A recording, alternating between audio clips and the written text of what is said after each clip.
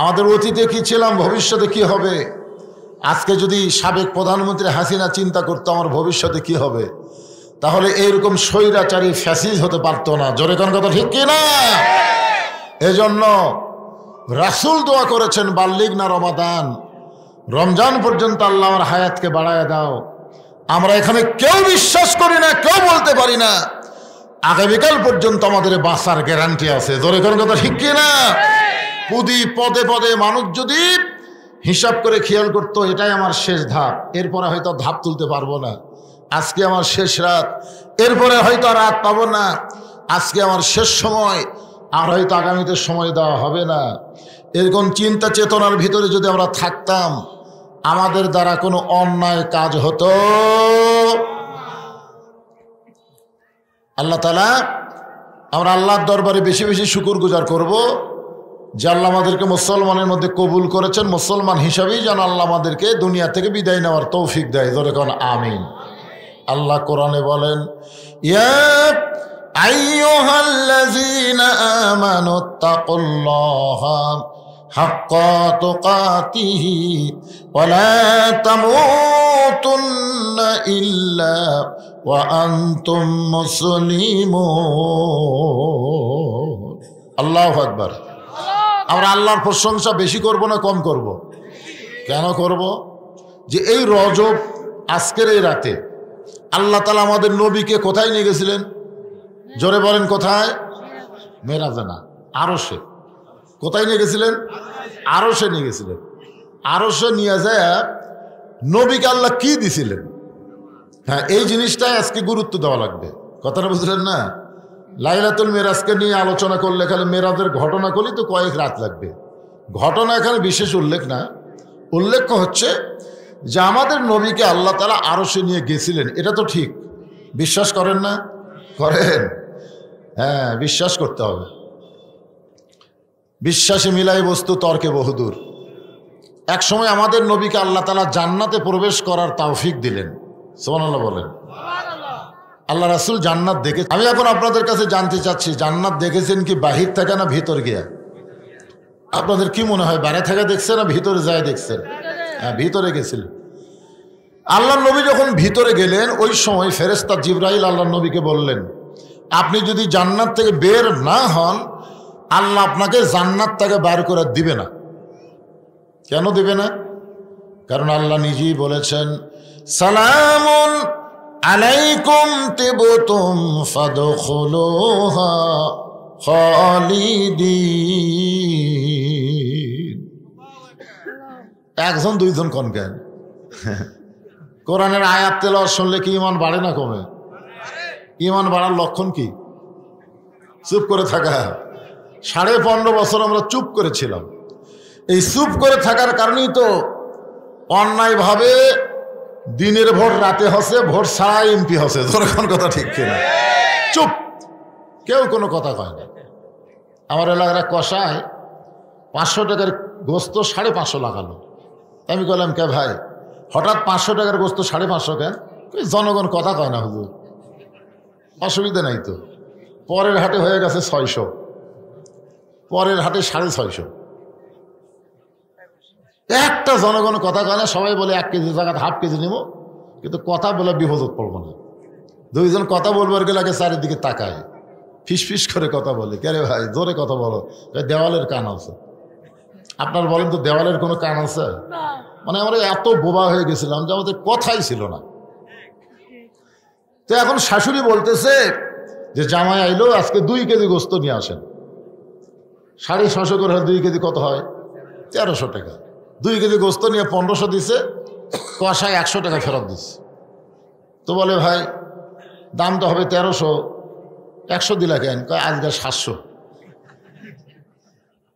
তখন আস্তে করে গোস্তের টোপলা রাখে ওই কষাইয়ের কাছে দাওয়া ছিল খফ করে নিছে, নিয়ে যে হাট ইয়ার উপরে, খাটের উপরে, আপনি খাটে করেন কি করেন, কাঠের উপরে যে গোস্ত ছড়ায়, ওইটা লাত্তি দিয়ে ফেলে দিয়ে আর ঘাড়ে ধরে বলতেছে, দাও ঘাড়ে ধরে বলতেছে, এখন বল কত করে কেজি, এখন বল। তখন কষাই বলতেছে, আপনি যা বলবেন তাই। তার মানে বোঝা গেল অন্যায়ের বিরুদ্ধে প্রতিবাদের জন্যে শক্তিশালী ভূমিকা না আনলে অন্যায় কোনো সময় পালায়া যাবে না। জোরে কোন কথা ঠিক কি না? আজকে আমাদের হাসিনা কি জন্য পলাইছে? এত বছর পরে আমরা জবান খুলেছি, আমরা বলেছি বাতিলের সঙ্গে আপোষ করা যাবে না, দরকার হলে জীবন দেব, কিন্তু অন্যায়কে মানব না। জোরে কোন কথা ঠিক? তাহলে কোরআনের তেলাওয়াত শুনলে কি হয়? আল্লাহ বলতেছেন ওয়াইজা তুলিয়াত আলাইহিম আয়াতুহু জাদাতুহুম ঈমানাও ওয়া আলা রাব্বিহিম ইয়াতাওয়াক্কালুন। মাশাআল্লাহ, এবার বোঝা গেল। তা আল্লাহ বলতেছেন যে জান্নাতের মধ্যে কেউ যদি প্রবেশ করে, ফাদখুলুহা, কেউ যদি জান্নাতে প্রবেশ করে, খালিদিন, তাকে চিরস্থায়ীভাবে জান্নাত দেওয়া হয়। তো জিবরাইল বলছে যে হুজুর আপনি যদি বের না হন, আল্লাহ আপনাকে জান্নাত থেকে বের করে দিবে না। সঙ্গে সঙ্গে নবী এত রাগ করলেন, চিৎকার করে বললেন, জিবরাইল যেই কথা একবার বলেছ এই কথার দ্বিতীয়বার বলো না। আমি নবী আমার জন্য নয়, আমি নবী হলাম আমার উম্মতের জন্যে। আমি উম্মতগুলো সব দুনিয়াতে রেখে এই জান্নাতের মধ্যে এসে আমি থাকবো, আমি সেই নবী না। চিন্তা করে দেখেন ভাগ্য করে আমরা কি নবী পাইছি, যাকে শুধু নবী না, আমরা কিন্তু বলেছি আল্লাহুম্মা সাল্লি আলা সাইয়্যিদিনা। সাইয়্যিদিনা শব্দের অর্থ কি? দুই একজন বলেন কেন? আমাদের নেতা। এটা কি মুখে মুখে না অন্তর দিয়া? আজকে বাংলাদেশে বহু দল আছে যারা নবীকে নবী বিশ্বাস করে কিন্তু নেতা হিসাবে মানে না। এরকম দল আছে না নাই? নবীর প্রতি দরুদ পড়ে, নবীরে সালাম করে মসজিদের ভিতরে, কিন্তু নবীর সমাজ গড়ার কাজে এদের দ্বন্দ্ব মনে বাজে। মনে করে নবী থাকবে মসজিদে, নবী থাকবে মাদ্রাসায়, নবী আবার সংসদে কেন যাবে? নবীর জায়গা এরকম ভালো ভালো জায়গা, মোল্লার দৌড় মসজিদ পর্যন্ত। মোল্লারা মসজিদে থাকবে, মাদ্রাসায় থাকবে। এই মোল্লার আবার কোরআন নিয়ে রাজনীতির কথা কয়। কিছু লোক আছে এরকম বিরুদ্ধচারণ করে। জোরে কোন কথা ঠিক কিনা? আমাদের নবী শুধু নবী না, তার জীবনী পড়ে দেখেন, নবী হিসাবে তিনি যেমন শ্রেষ্ঠ নবী ছিলেন, আবার গরিব হিসাবে তার চাইতে বেশি গরিব কেউ ছিল না, আবার ধনী হিসাবে তার চাইতে ধনী কেউ ছিল না, নরম হিসাবে তার চাইতে বেশি নরম কেউ ছিল না। আবার বদরের যুদ্ধে বাতিলের বিরুদ্ধে তিনি প্রধান সেনাপতি। জোরে কোন কথা ঠিক কিনা? মক্কায় তিনি মার খেয়েছেন, আবার মদিনাতে গিয়ে নবী সর্বপ্রথম মদিনাকে রাষ্ট্র গঠন করে আমাদের নবী হয়ে গেলেন রাষ্ট্রপতি। মানে যে দিকে যাবেন সব দিকে আমাদের নবী আছে না নাই? আপনি যত নেতাই পৃথিবীতে দেখেন, নেতারা সব দিকে নাই, কিন্তু আমাদের নবী যে দিকে যাবেন, বাবা হিসাবে আমাদের নবীর চাইতে ভালো বাবা পৃথিবীতে কেউ আসেও নি, আসবেও না। নানা হিসাবে আমাদের নবীর চাইতে ভালো নানা পৃথিবীতে হবেও না, হয়েও নি। কোন দিকে যাবেন? স্বামী হিসাবে আমাদের নবী কয় নম্বর স্বামী? স্বামী, নবীর চাইতে ভালো স্বামী পৃথিবীতে কেউ ছিল না। তো সব দিক দিয়ে যিনি এক নম্বর, তাকে আমাদের গ্রহণ করার কথা কে বলেছেন? আল্লাহ। জোরে বলেন কে? লাকাদ কানা লাকুম ফি রাসূলিল্লাহি উসওয়াতুন হাসানাহ। সফলতা যদি অর্জন করতে চাও তাহলে বিশ্বনবীর আদর্শকে তোমাদের মডেল হিসাবে গ্রহণ করে নাও। আল্লাহু আকবার। জিবরাইল, তুমি মনে করছো আল্লাহ আমারে জান্নাত দিছে আর জান্নাত পাই আমি সব ভুলে যাব? সেই নবী আমি না। আমি জান্নাত দেখার জন্য ঢুকছি। আল্লাহ যদি বলতো আমাকে জান্নাতে থাকেন, আমি ঢুকতামই না। কি জন্য ঢুকছি? দেখার জন্য। দরকার কি জন্যে? আমি সেই দিন জান্নাতে থাকার নিয়তে ঢুকবো যেদিন আল্লাহ আমার সমস্ত উম্মত উম্মতিকে জান্নাত দিয়ে দিবে। এখন চিন্তা করেন, যেই নবী জান্নাতের মধ্যে গিয়েও আমাদের কথা ভোলেনি, আমরা সেই নবীকে কি করব? খালি নবী স্মরণের মধ্যে রাখবো না গ্রহণের মধ্যে রাখবো? হ্যাঁ, গ্রহণ করা লাগবে। খুব মনোযোগ দিয়ে শুনবেন। সেই নবীকে আল্লাহ নিয়ে গেছেন আরশে। কোথায়? 5 ওয়াক্ত নামাজ দিছেন। নবীকে থাকছেন নাকি? আল্লাহর কাছে থাকার মজাই আলাদা, আরো সেই রকম। নবী আমাদের জন্য আবার দুনিয়াতে চলে আসলেন 5 ওয়াক্ত নামাজ নিয়ে। ধরে কোন কয় ওয়াক্ত? 5 ওয়াক্ত নামাজকে সামনে নিয়েই আজকের আলোচনা হবে। যারা আজকের এই মাহফিল করতেছে তরুণ কাফেলা, যুব কাফেলা, নামাজ কিন্তু বুড়া বুড়ির জন্য না, নামাজ কিন্তু যুবকদের জন্যে। রাসূল বলেছেন 7 বছর থেকে নামাজের তালিম দাও। 7 বছর, এই যে এইরকম 7 বছর বয়স থেকে নামাজের তালিম দেওয়া হয়। কীভাবে নিয়ত বাঁধবেন, কীভাবে হাত বাঁধবেন, কীভাবে রুকু করবেন, কীভাবে সেজদা দেবেন, এই শিক্ষা দেওয়া লাগবে 7 বছর থেকে। কয় বছর? আর 10 বছর থেকে জোর করে নামাজে নিয়ে যাওয়া লাগবে। যাবার না চালে ঘাড় ধরে নিয়ে যাওয়া লাগবে। হ্যাঁ, এটা হলো 10 বছর থেকে। যুবকেরা মাহফিল করবে, 10ম হচ্ছে এই বছরটা 10তম মাহফিল হচ্ছে। এখন এই যুবকগুলোকে নামাজের খবর কি কি দেখার দরকার আছে না নাই? আল্লাহ কয় নামাজের জোরে ফাহেশা কাজ যাবে দূরে, পাক কোরআনে রয়াছে ঘোষণা।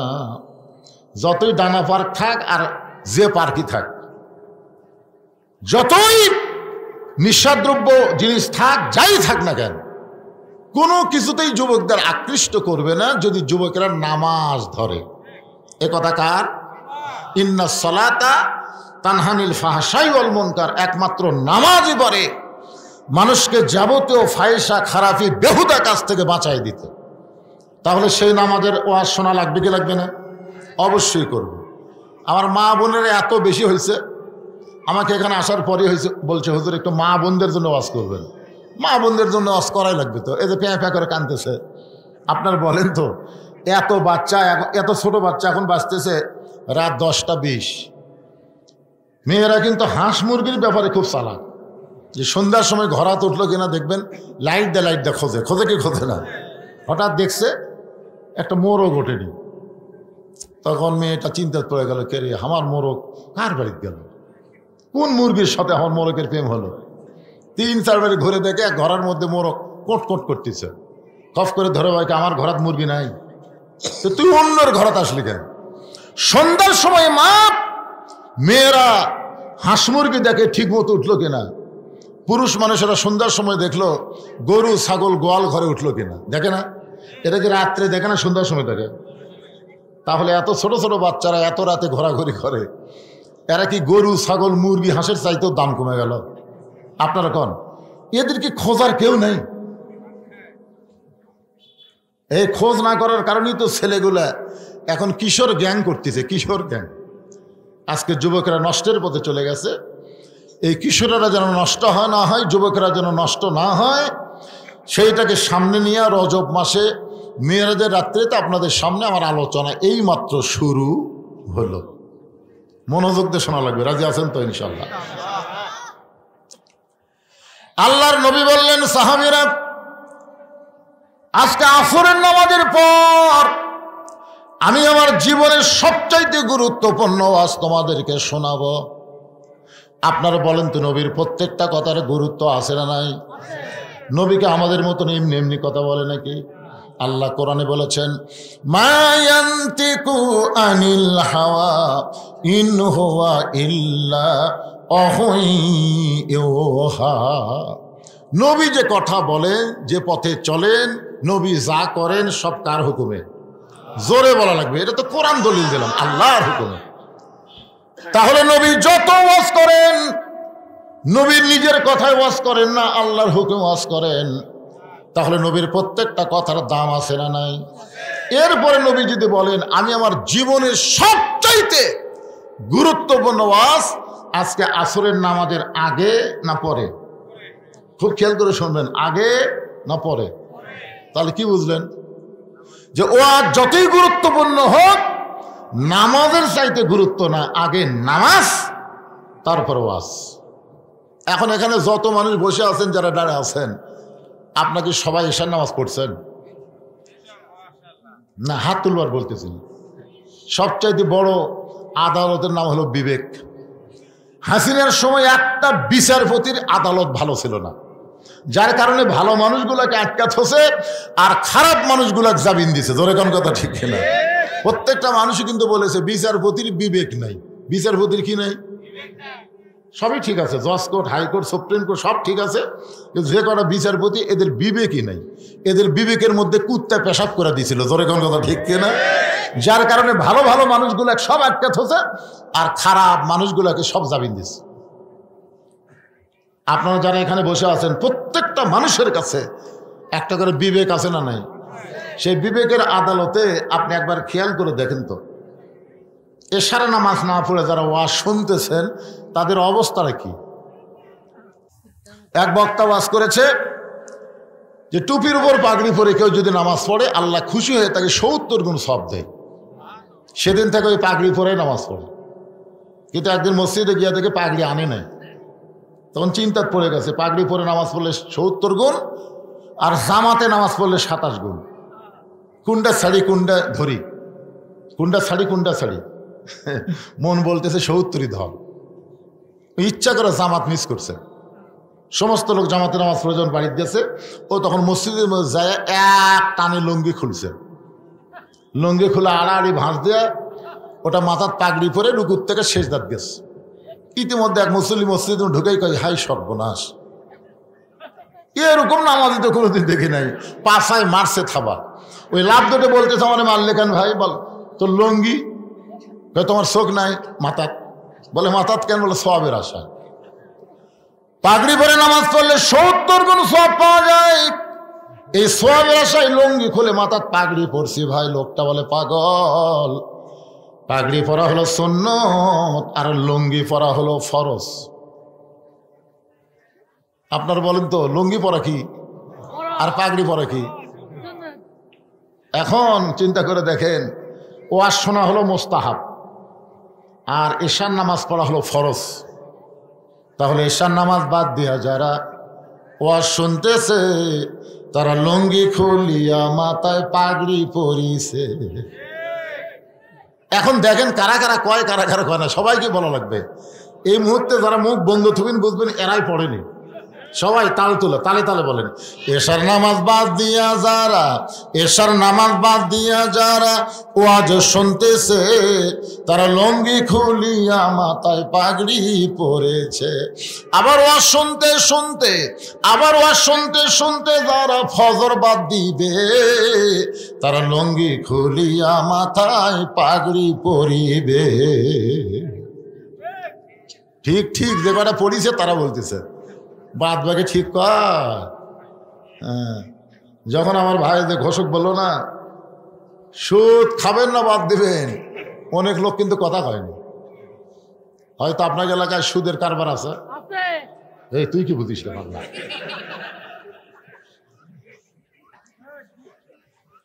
লাইলাতুল মিরাজ এমন একটা রাতে আজকের মাহফিল হচ্ছে, সুবহানাল্লাহ বলেন। এই যারা দাঁড়িয়ে আছেন কি আসলে বসার জায়গা নাই না বসবেন না? এর মধ্যে মোটর সাইকেল ঢুকলো কোথেকে?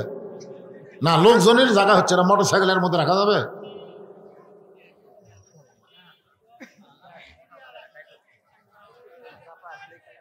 কি চাপেলেন?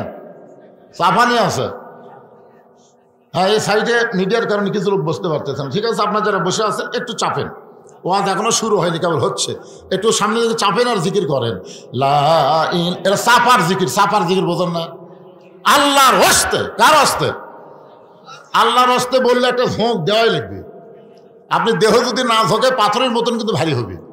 শেষ আগামীকাল দেহই টানে পারবেন না। সবাই বলে না আমার দেহই আমার কাছে ভারী লাগতেছে ভাই, এই জন্য সামনে চাপেন আর জিকির করেন। লা ইলাহা ইল্লাল্লাহ, জোরে লা ইলাহা ইল্লাল্লাহ, লা ইলাহা, মহব্বতে জোরে জোরে লা ইলাহা ইল্লাল্লাহ।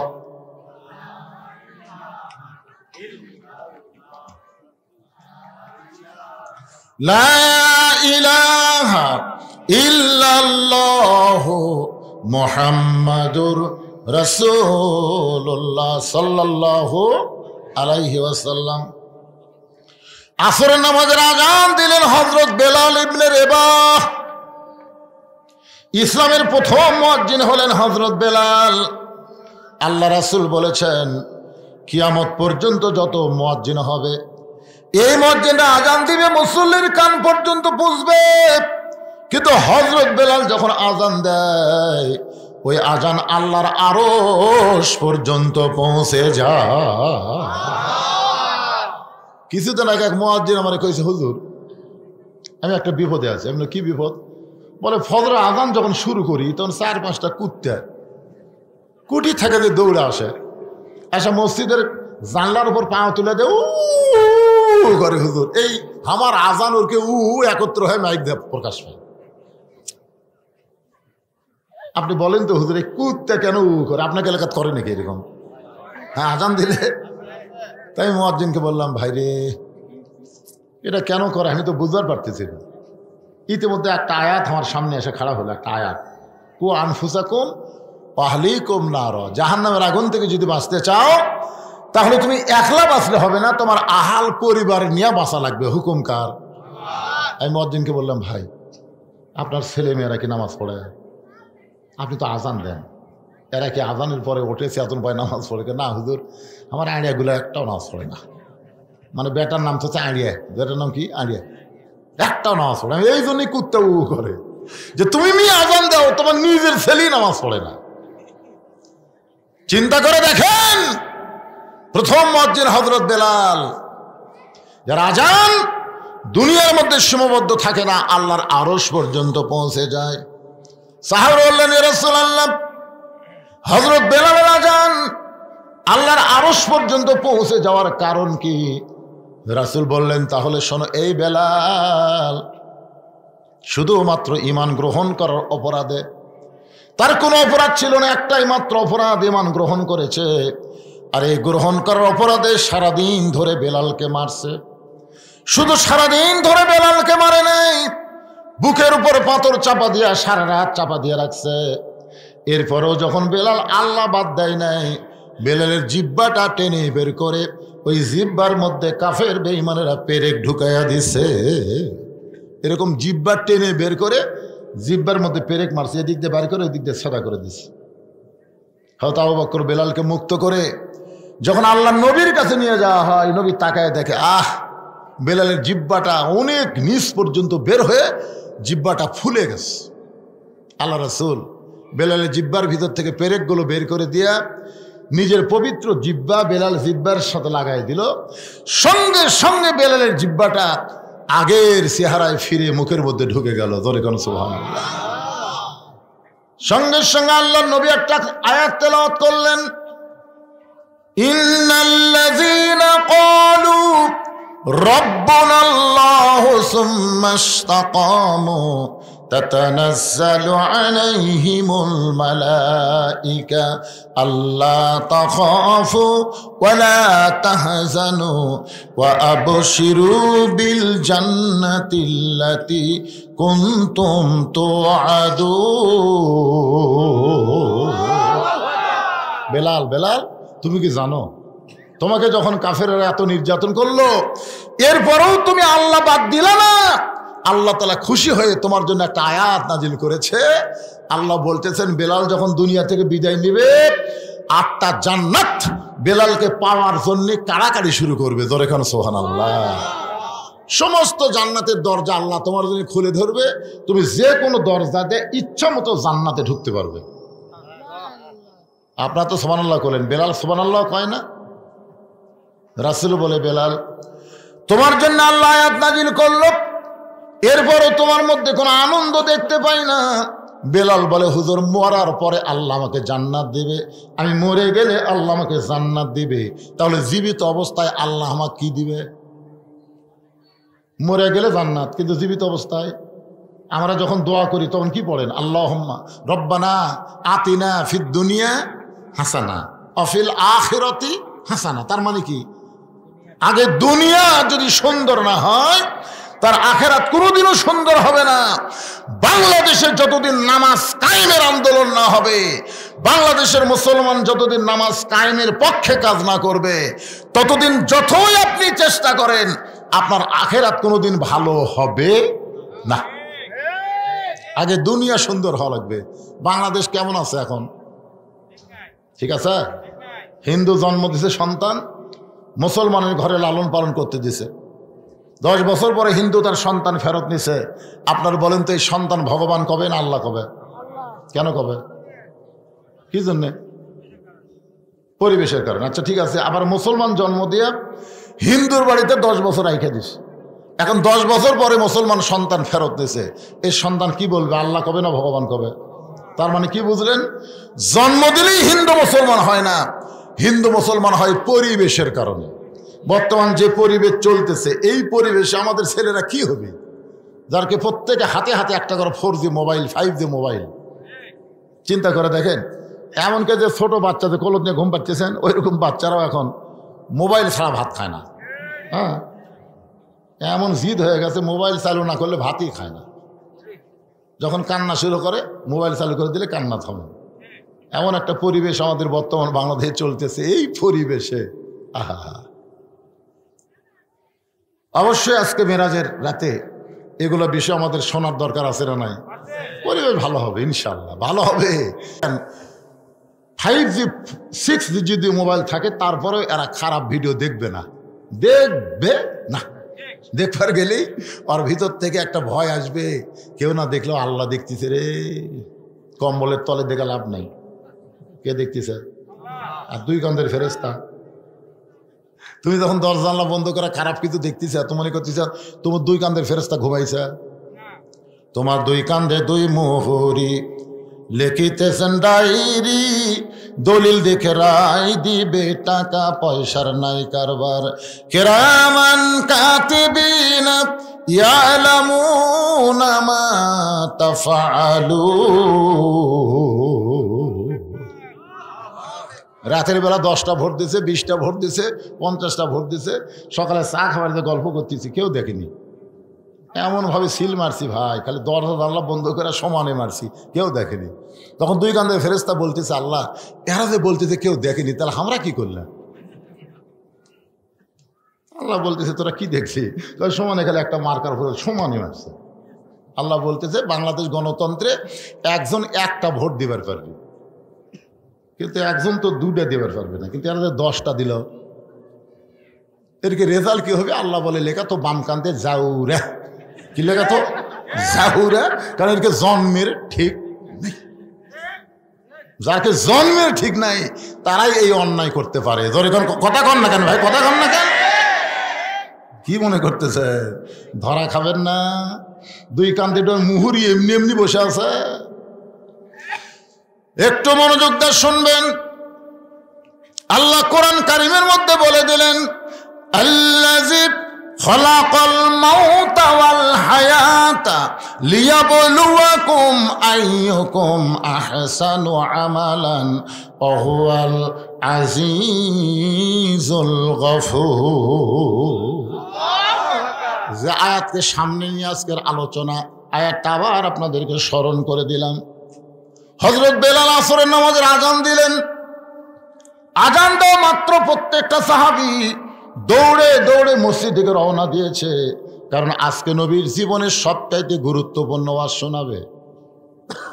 প্রত্যেকটা সাহাবী দৌড়ে দৌড়ে মসজিদ দিকে আসতেছে। এখানে একটা ফতোয়া আপনাদের নেওয়া লাগবে। আজান দেওয়ার আগে মসজিদে ইল্লা মুয়াজ্জিন, শুধু মুয়াজ্জিন ছাড়া অন্য কেউ প্রবেশ করতে পারবে।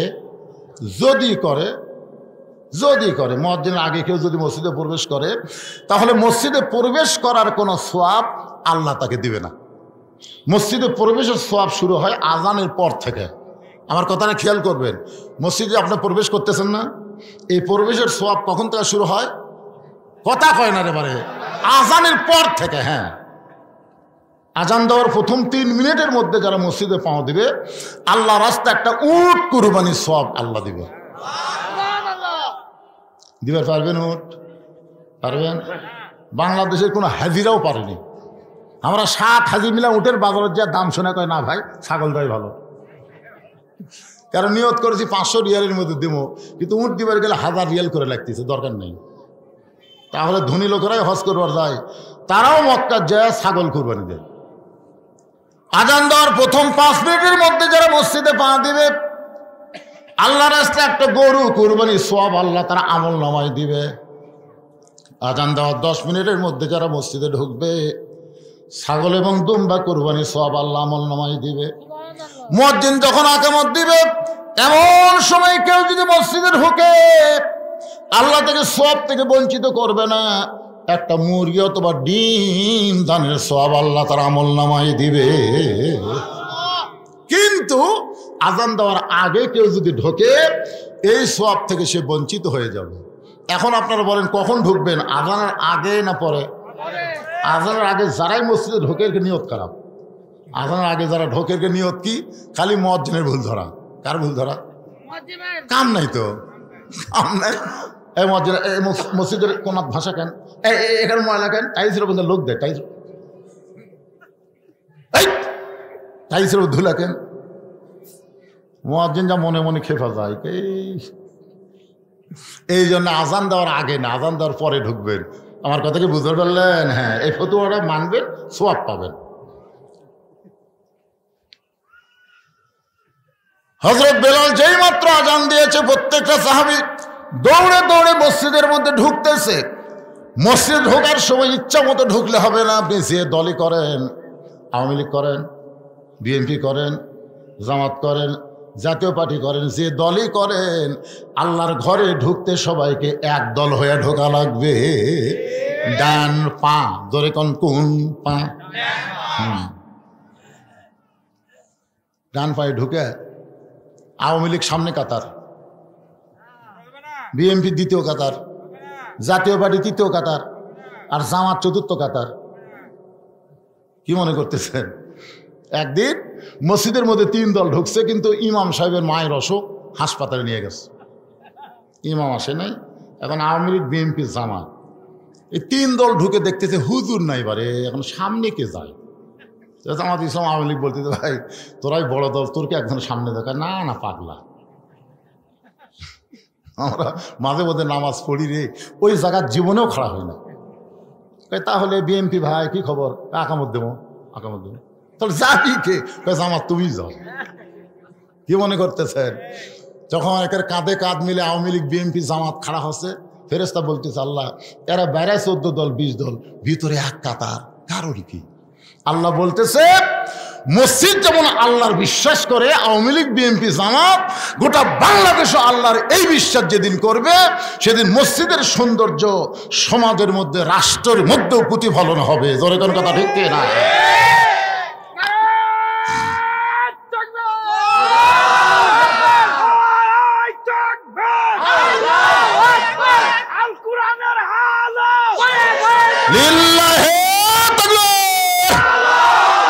আপনি দেখেন যে কোনো দলের লোক আপনি যদি বলেন যে ভাই এই বাড়ি এটা হচ্ছে আমার হুজুর, ওই সাইড আমার ভাইয়ের, ওই সাইড আমার চাচার, ওই সাইড আমার বাপ চাচার, তো সবই যদি তোমাকে হয় আল্লাহর, তখন আল্লাহরা দেখবার গেলে 2 মিনিট হাঁটা লাগবে হুজুর। 2 মিনিট হাঁটা মসজিদের সামনে যা বলতে হুজুর এখানেও আল্লাহর কিছু ছিল না, আমার চাচা 10 শতক আল্লাহ দান করছে, আর আমরা টাকা পয়সা দিয়ে আল্লাহ ঘর বেড়ে দিচ্ছি। ফেরেশতা গায়ে আল্লাহ এই দেশের নাম কি? হ্যাঁ, এই দেশে তোমার কিছুই নেই, আর চাচা দান করলে তোমার জায়গা হয়, আর ওরা টাকাতে তোমার ঘর বানিয়ে দেয়, এই দেশের নাম কি? আল্লাহ বলতেছে ওই দেশে মানুষের আইন যতদিন চলবে ততদিন শুধু মসজিদকেই ওরা আল্লাহর ঘর বিশ্বাস করবে, আর যেদিন আমার কোরআন যে দেশ চলবে সেদিন আর মসজিদ আল্লাহর থাকবে না, গোটা বাংলাদেশ আল্লাহর হয়ে যাবে। জোরে কোন কথা ঠিক কি না? এখন আপনারা আল্লাহ কতটুকু দিচ্ছেন?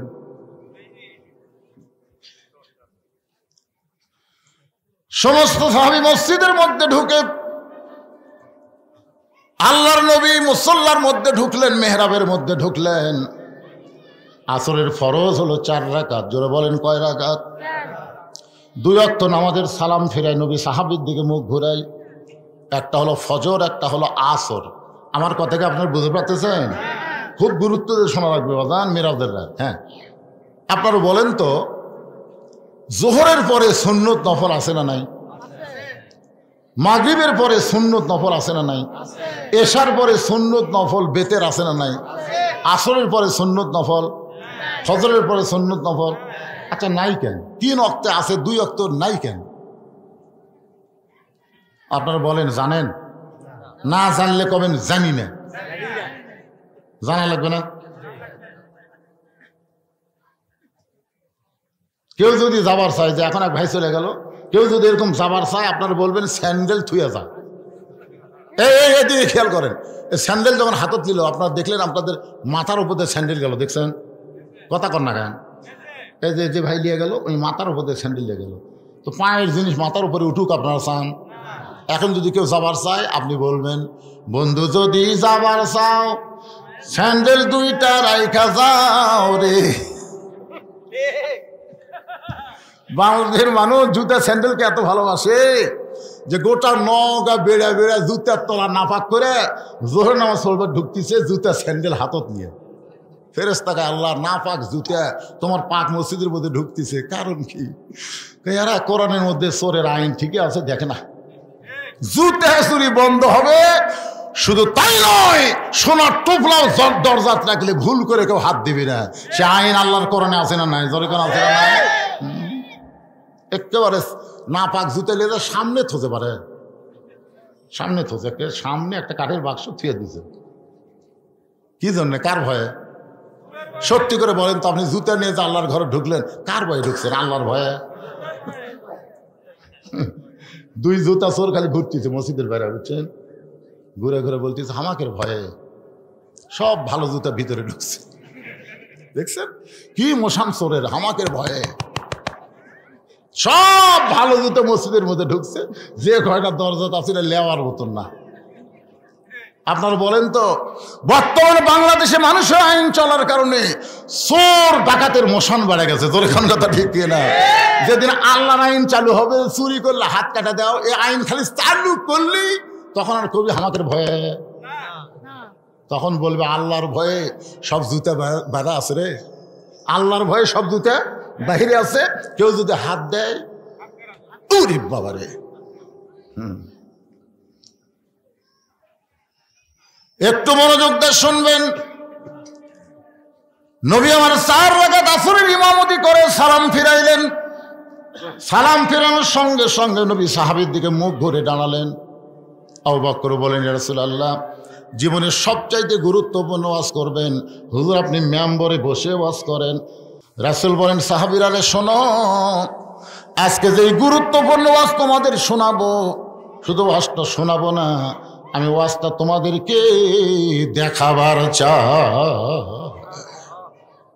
যেই বলছে দেখাবার চাই, সাহাবেরা নড়ে চড়ে বসছে। সারা জীবন তো শোনাই হলো রে, আজকের নবী আমার কি দেখাবে?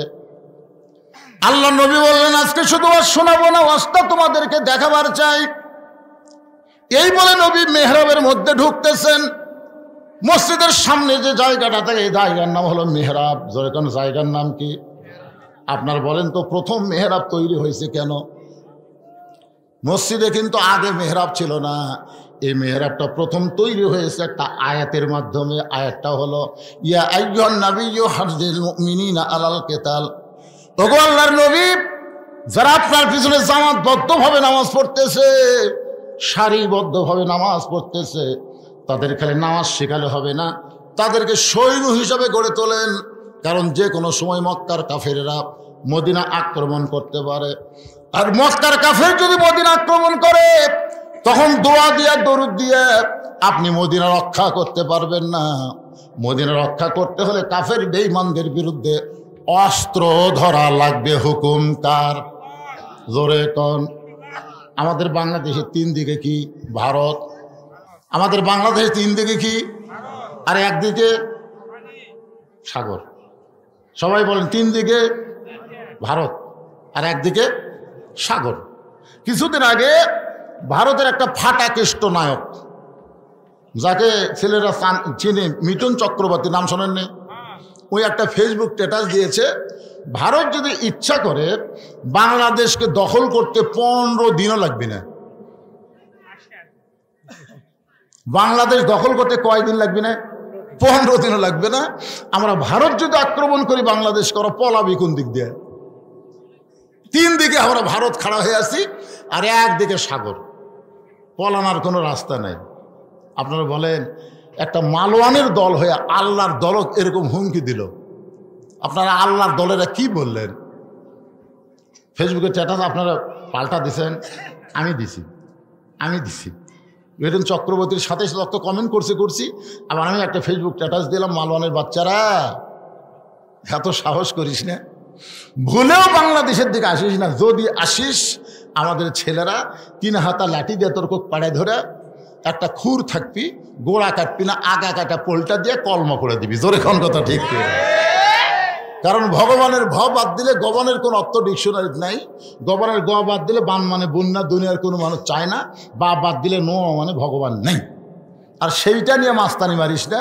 আমরা যাকে আল্লাহ বিশ্বাস করি, আল্লাহু লা ইলাহা ইল্লা হুয়াল হাইয়ুল কাইয়ুম, মন যদি আলিফ বাদ দেন লিল্লাহি মা ফিস সামাওয়াতি ওয়াল আরদ, আবার যদি মন চায় লাম বাদ দেন লাহুল মুলকু ওয়া লাহুল হাম, আবার যদি মন চায় আর একটা লাম বাদ দেন হুয়াল্লাহুল্লাযী লা ইলাহা ইল্লাহু। আমাদের আল্লাহ সব কিছু বাদ দিলেও আল্লাহ বাদ পড়ে না। মুসলমানের আল্লাহ সদা বিরাজমান। জোরে বলেন ঠিক, আরো জোরে বলেন। আমেরিকায় কিছুদিন আগে আল্লাহ একটা আগুন দিছিল, আপনারা জানেন আগুন? হায় হায়, পুরা সারখার হয়ে আসতেছে। ওরা যত প্রকার বুদ্ধি শুদ্ধি যা আছে পানি টানি ঢাইলে বালু টালু দিয়ে উপরে জাহাজ নিচে জাহাজ দিয়ে আগুন খালি বাড়ি। তখন আমেরিকা চিন্তা করে কি হলো, তখন মুসলমানের কাছে এসে বলল, ভাই আমাকে ঈশ্বরের খাওয়া নেই, আমাকে গড মরে গেছে, এখন তোরকে আল্লাহর আজান দে। বিশ্বাস করেন মুসলমান আজান দেওয়া শুরু করলো, যতদিন আজান, যত দূর আজানের শব্দ যায় তত দূর আগুন নিভে যায়। জোরে করেন সুবহানাল্লাহ। আর আজান দেয় আর আগুন যত দূর আজানের শব্দ যায় তত দূর আগুন নিভে যায়। এ পর্যন্ত 1300 খ্রিস্টান শুধুমাত্র মুসলমানের আজান শুনে মুসলমান হয়ে গেছে। জোরে করেন সুবহানাল্লাহ। কি মনে করতেছেন কোনো অস্ত্র দিয়ে যখন কাম হয় না তখন আল্লাহু আকবার দেওয়া হয়, অথচ আমরা সেইটা বিশ্বাস করবার পারলাম না। আল্লাহর বান্দার একটু খেয়াল করবেন, আমরা মুসলমান। আল্লাহ তাআলা কেন বললেন লিয়াবলুয়াকুম আইয়ুকুম আহসানু আমালান ওয়া হুয়াল আজিজুল গফুর। নবী মেহরাবের মধ্য থেকে একটা ধূসর বরণ থলিয়া বের করতেছেন। থলিয়া মানে ব্যাগ। জোরে কান, থলিয়া মানে কি? ওই ব্যাগের ভিতর থেকে আল্লাহ নবী একটা জিনিস টেনে টেনে বের করতেছেন। প্রত্যেকটা সাহাবী তাকায় দেখে জিনিসটার কিছুই না, জিনিসটা হলো নবীর পরনের একটা জুব্বা। ওসমান করে বলে, ইয়া রাসূলুল্লাহ, জীবনে কত জুব্বা আপনার দেখলাম, আপনি পরে আমাদের সামনে নামাজ পড়ালেন, আজকে এই জুব্বা দেখানোর মধ্যে কি ওয়াজ হুজুর বলেন? আল্লাহ রাসূল বললেন, সাহাবীরা শোনো, এই জুব্বা যেটা তোমাদেরকে দেখাইতেছে এটা দুনিয়ার কোনো সাধারণ জুব্বা নয়।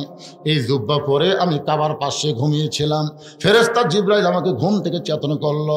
জমজমের কোফের পানি দিয়ে ওযু করানোর পরে এই জুব্বা পরা অবস্থায় যে জুব্বা তোমাদেরকে দেখাইতেছি, এই জুব্বা পরে আমি বোরাকের পিঠে চললাম। এই জুব্বা পরে আমি বাইতুল মুকাদ্দাসে গেলাম, 2 রাকাত নামাজের ইমামতি করলাম। এই জুব্বা পরে 7 আসমান পাড়ি দিয়া আল্লাহর আরশে গেলাম। যেই জুব্বা তোমাদের দেখাইতেছি এই জুব্বা পরে আমি জান্নাতের মধ্যে ঢুকেছি, এই জুব্বা পরে জাহান্নামের মধ্যে ঢুকেছি, এই জুব্বা পরে আমার আল্লাহর সঙ্গে আমার মিরাজ হয়েছে। এই জুব্বা পর অবস্থায় আল্লাহ তাআলা আমাকে 5 ওয়াক্ত নামাজ দিয়েছে। এই জুব্বা পরে বাইতুল মামুরের মধ্যে আমি ফেরেশতাদের ইমামতি করেছি। আমি নবী মেরাজ পাড়ি দিয়ে আসার পরে এই দামি জুব্বা আর কোনোদিন আমি নিজে পরি নাই। এই জুব্বাটা এই থলিয়ার মধ্যে যত্ন করে রেখে দিয়েছি। আমি নবী চলে যাব, কিন্তু এত দামি জুব্বা নিয়ে যাব না। এই জুব্বাটা তোমাদের মধ্যে কাউরে না কাউকে আমি নিজের হাতে পরায়া দিব। লিল্লাহি তাকবীর। আল্লাহ নবী বলেছেন তোমাদের মধ্যে কাউকে না কাউকে এই জুব্বাটা আমি নিজের হাতে পরায় দেব। প্রত্যেকটা সাহাবী জুব্বার দিকে লুলুপ দৃষ্টিতে তাকায় আছে। লুলুপ বোঝেন না? যেই জুব্বা পরে নবী বাইতুল মুকাদ্দাসে নবী রাসূলের ইমামতি করছে, যেই জুব্বা পরে বাইতুল মামুরের মধ্যে ফেরেশতাদের ইমামতি করেছে, যেই জুব্বা পর অবস্থায় আল্লাহর সাথে মেরাজ হলো, যেই জুব্বা পরে আল্লাহ নবীকে 5 ওয়াক্ত নামাজ দিল, এই দামি জুব্বা নবী কোন সাহাবীকে দিবেন? কে এমন জুব্বা পেয়ে নিজের জীবনকে ধন্য করবে?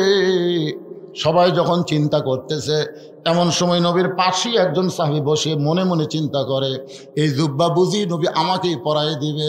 এই সাহাবীর নাম হলো হযরত আবু বকর। জোরে বলেন নাম কি? আল্লাহ রাসূল বলেছেন, আল্লাহর পরে এই দুনিয়াতে কেউ যদি আমার আপন থাকে সেই সাহাবীর নাম হলো আবু বকর। আল্লাহর পরেই এই দুনিয়াতে কেউ যদি আমার বন্ধু থাকে সে বন্ধুর নাম হলো হযরত আবু বকর। সাহাবী বললেন, ইয়া রাসূলুল্লাহ, আবু বকর আল্লাহর পরে আপনার বন্ধু কেমনে হলো? রাসূল বললেন, তাহলে শোনো, একদিন বলেছিলাম গভীর রাতে মক্কা থেকে মদিনায় হিজরত করা লাগবে, কবে করা লাগবে সেই দিনক্ষণ কিছুই বলি নাই। কিন্তু এই কথা বলার 6 মাস পরে আল্লাহ যখন আমাকে হিজরতের হুকুম দিল, আমি চুপি চুপি আবু বকরের ঘরের দরজায় আস্তে করে একটা ঠোকা দিলাম, সঙ্গে সঙ্গেই দরজা খুলে গেল। রাসূল বললেন, আবু বকর এই গভীর রাতে তোমার দরজা আসতে কি আগে থেকেই তুমি জানতে? আবু বকর বলে, রাসূলুল্লাহ ওই যে কয়েক মাস আগে বলেছিলেন একদিন গভীর রাতে আমাকে সঙ্গে করে আপনি হিজরতে মদিনায় যাবেন, সেদিন থেকে আজ পর্যন্ত কোনো রাত্রিবেলা ঘুমাইনি, বরং মাসের পর মাস সারা রাত আমি দরজায় দাঁড়িয়ে থাকি। রাসূল বললেন, চলো যাই। আবু বকরকে সঙ্গে করে নিয়ে নবী গেলেন গারে সুর। মাটি থেকে 5600 ফুট উপরে একটা গর্তের মধ্যে নবী আর আবু বকর আত্মগোপন করলেন। বাজান, গর্তের গরমে নবী এক সময় একটু দুর্বল হয়ে আবু বকর উড়ার থেকে বালিশ বানায় নবী ঘুমায় গেলেন। নবী যখন ঘুমায় গেছে, আবু বকর গুনগুন করে একটা গান গাইতেছে, শিশুকালে মইরা গেছে মা, গর্ভে থাকতে মরছে পিতা, নবী চোখে দেখলেন না। আবু বকরকে আল্লাহ এই মানুষটা জীবনে কাউরে কষ্ট দিল না, এই মানুষটা কোনোদিন কাউরে কষ্ট দেয়নি, চড়া কোনো কথা বলে নাই, আর সেই মানুষটাকে আজকে মক্কার মানুষেরা দেখতে পারতেছে না। এই গভীর রাত্রে গর্তের মধ্যে দুর্বল হয়ে আবু বকর রাতকে বালিশ বানায় ঘুমায় গেছে। হঠাৎ আবু বকর দেখতে পায় নবীর কপাল ঘেমে মুক্তার দানার মতন ঘাম বের হয়ে গেছে। মুক্তার দানার মতন ঘাম থেকে আবু বকরের বড় লোভ হয়েছে, ওই ঘামটা যদি হাতের মধ্যে নিয়ে আমার চেহারার মধ্যে মালিশ করতে পারি, অন্তত নবীর ঘাম চেহারায় থাকার কারণে আল্লাহ তাআলা আবু বকরকে মাফ করে দিবে। এই মনে করে ডান হাতে ঘামটা নিয়ে যখন চেহারার মধ্যে মালিশ করতেছে, যেই মাত্র নিজের চেহারার মধ্যে মালিশ করে সঙ্গে সঙ্গে 4 সূর্য গ্রহ তারা তারি নূরের ইশারা, 4 সূর্য গ্রহ তারা তারি নূরের ইশারা, নইলে যে অন্ধকারে ডুবিত এই ধরনী। সবাই বলেন, নবী মোর পরশমণি, নবী মোর সোনার খনি, নবী নাম ভাবে যেজন সেই তো দোজাহানের ধরি। গোটা গর্ত আলোকিত হয়ে গেছে। এই যে ঘাম খালি চেহারায় মালিশ করছে, সঙ্গে সঙ্গে গোটা গাড়ি সুর আলোকিত হয়ে গেছে। হঠাৎ আবু বকর দেখতে পায় তার বাম সাইডে 2 হাত উপরে একটা ছিদ্র, ওই ছিদ্র দিয়ে যদি কিছু বের হয়ে নবীকে কামড় দেয়। ডান পায়ে উরাতের ওপর নবী ঘুম পাড়তেছে, আর বাম পাখানা ছিদ্রের মুখে লাগাই দিছে। লিয়াবলুয়াকুম আইয়ুকুম আহসানু আমালা। আল্লাহ তাআলা বলতেছে, আমি আজকে সুন্দর আমলের পরীক্ষা করব, আমার আবু বকর নবীকে বেশি ভালোবাসে না নিজের জীবনকে বেশি ভালোবাসে, আজকে পরীক্ষা হবে। আল্লাহ কয়, বিষাক্ত সাপ আর পাহাড় এলাকায় ঘুরিস না, যা যা ছিদ্রের মুখে পাটা দিছে ওই পায়ের তালুতে কামড় মার। আল্লাহর হুকুমে একটা বিষাক্ত সাপ বিষ ভরা নিয়ে মুখে আবু বকরের পায়ের তালুতে যেই মাত্র কামড় বসায় দেয়, সঙ্গে সঙ্গে বিষটা চলে আসছে কলিজায়। আবু বকর বলে, সাপরে তুই মনে করছিস তুই কামড় মারলে আমি পা টান দেব? সাপরে শুনে নে, দরকার হলে মরে যাব, কিন্তু আমার নবীর ঘুম আমি ভাঙতে দিব না। সাপরে তুই যতই কামড় মার আমি পা টান দিব না। সাপটা বলে, আল্লাহ কামড় মারার হুকুম দিলেন, বিষ্ণে কামড় মারলাম তাও তো পা টান দেয় না। আল্লাহ বলে, আবার কামড় মার, আবার কামড় মার। কিতাবের মধ্যে 5 বার সাপটা কামড় মারল, গোটা দেহ থর থর করে কাঁপতেছে, কিন্তু ছিদ্র থেকে আবু বকর পা টান দেয় না। এক সময় অসতর্ক মুহূর্তে আবু বকরের চোখের পানি নবীর গাল মোবারকে পড়েছে। নবী চোখটা খুলে বলে, আবু বকর বাড়ির কথা মনে করে কাঁদতেছ? বিবি বাচ্চার কথা মনে করে কাঁদতেছো। আবু বকর নবীর হাতটা এনে বুকের মধ্যে ঢুকায় বলে, নবী গো, এই বুকটা ছিঁড়ে যদি আপনাকে দেখাইতাম তাহলে দেখতে পারতেন আমার বুকের মধ্যে আল্লাহ নবী ছাড়া আর কারো জায়গা নাই। তাহলে কেন কাঁদতেছো? বলে ছিদ্রে নবী পাটা দিয়ে কি যেন বারবার কামড় দেয়। নবী হ্যাঁসকা টান মারে, সাপটা বের হয়ে আল্লাহ নবীকে সালাম দেয়। নবী সালামের উত্তর দেয় না। সাপটা আবার সালাম দেয়, নবী সালামের উত্তর দেয় না। আল্লাহর হুকুমে সাপটা বলে, নবী গো, আপনারা সালাম দিলাম কিন্তু সালামের উত্তর দিলেন না। নবী কয়, সাপরে তুই আমার কলজায় কামড় মারবি আর আমারে সালাম দিবি, সালামের উত্তর হবে না। সাপ বলে, নবী আমি কোনোদিন কামড়াতে পারি না, আল্লাহ যদি কামড়ের হুকুম না দেয়। আল্লাহ হুকুম দিয়েছে বলেই তো কামড় দিলাম। সঙ্গে সঙ্গে নবী বলে, আল্লাহ যাও বক্করকে নিয়ে আপনি হিজরতের হুকুম দিলেন, এই গাড়ির সুরের মধ্যে তার মৃত্যু আপনি কামনা কেন করলে? আল্লাহ বলে, হাবিব আবু বকরের পরীক্ষা, Abu Bakar golden A plus পাইছে, আপনার মুখের থুতু মোবারক পায়ের তালুতে লাগায় দেন, 20টা পানি হয়ে যাবে। 20টা যখন পানি হয়ে গেল, নবী হাত ধরে বলে, আবু বকর একবার না, 2বার না, 5বার সাপটা কামড় মারলো। একটা বার কামড় দেওয়ার পরেই তো তুমি আমার ঘুম থেকে চেতন করতে পারতা, কিন্তু চেতন না করে 5টা বার সাপের কামড় কেন হজম করলে? আবু বকর বলে, রাসূলুল্লাহ আমার জীবনের চাইতে আপনার ঘুমের দাম অনেক বেশি। আবু বকর মনে মনে চিন্তা করতেছে, এই জুব্বা বুঝি নবী আমাকেই পরায় দিবে। আবু বকরের বাম পাশে একজন সাহাবী মাথা নিচু করে মনে মনে চিন্তা করে, এই জুব্বা মনে হয় নবী আমাকেই পরায় দিবে। ওই সাহাবীর নাম হলো হযরত ওমর। জোরে কার নাম কি? আল্লাহ রাসূল বলেছেন, আল্লাহ রাসূল বলেছেন, ভাইজানেরা যারা পিছনে দাঁড়িয়ে আছেন, আসলে দেখতে আমারই কষ্ট লাগতেছে। এই ওয়াজ শেষ করতে তো 2-2.5 ঘন্টা লাগবে। আপনারা কি এভাবে দাঁড়িয়েই থাকবেন? জায়গা আছে তো ভাই, বসেন ভাই, 1টা ঘন্টা বসেন রে। মেরাজের রাত্রে 1টা ঘন্টা বসলে আল্লাহ 7 বছরের সওয়াব দিয়ে দিবে। সুবহানাল্লাহ বলেন। ভাইজান ওরা একটু বসবার চা, আপনি একটু সামনে আসেন তো দেখি, চাপে চাপে আসেন তো দেখি, আসেন ভাই। দাঁড়ানো ভাই কিন্তু বসতে দেওয়ার জন্যে জিকির করেন আর সামনে দিকে চেপে আসেন আর জিকির করেন, লা ইলাহা ইল্লাল্লাহ। বাবাজি তোমরা বসো, বসো বাবা, সবাই বসো, বসার চান্স নাও, আজকে বসো। আগামীকাল সবে মেরাজ পাবা কিনা কোনো গ্যারান্টি নাই। এই মেরাজের রাত আমরা পাবো তার কোনো গ্যারান্টি আছে? এই জন্য সবাই জিকির করেন আর সামনে আসে, লা ইলাহা ইল্লাল্লাহ, মহব্বতে লা ইলাহা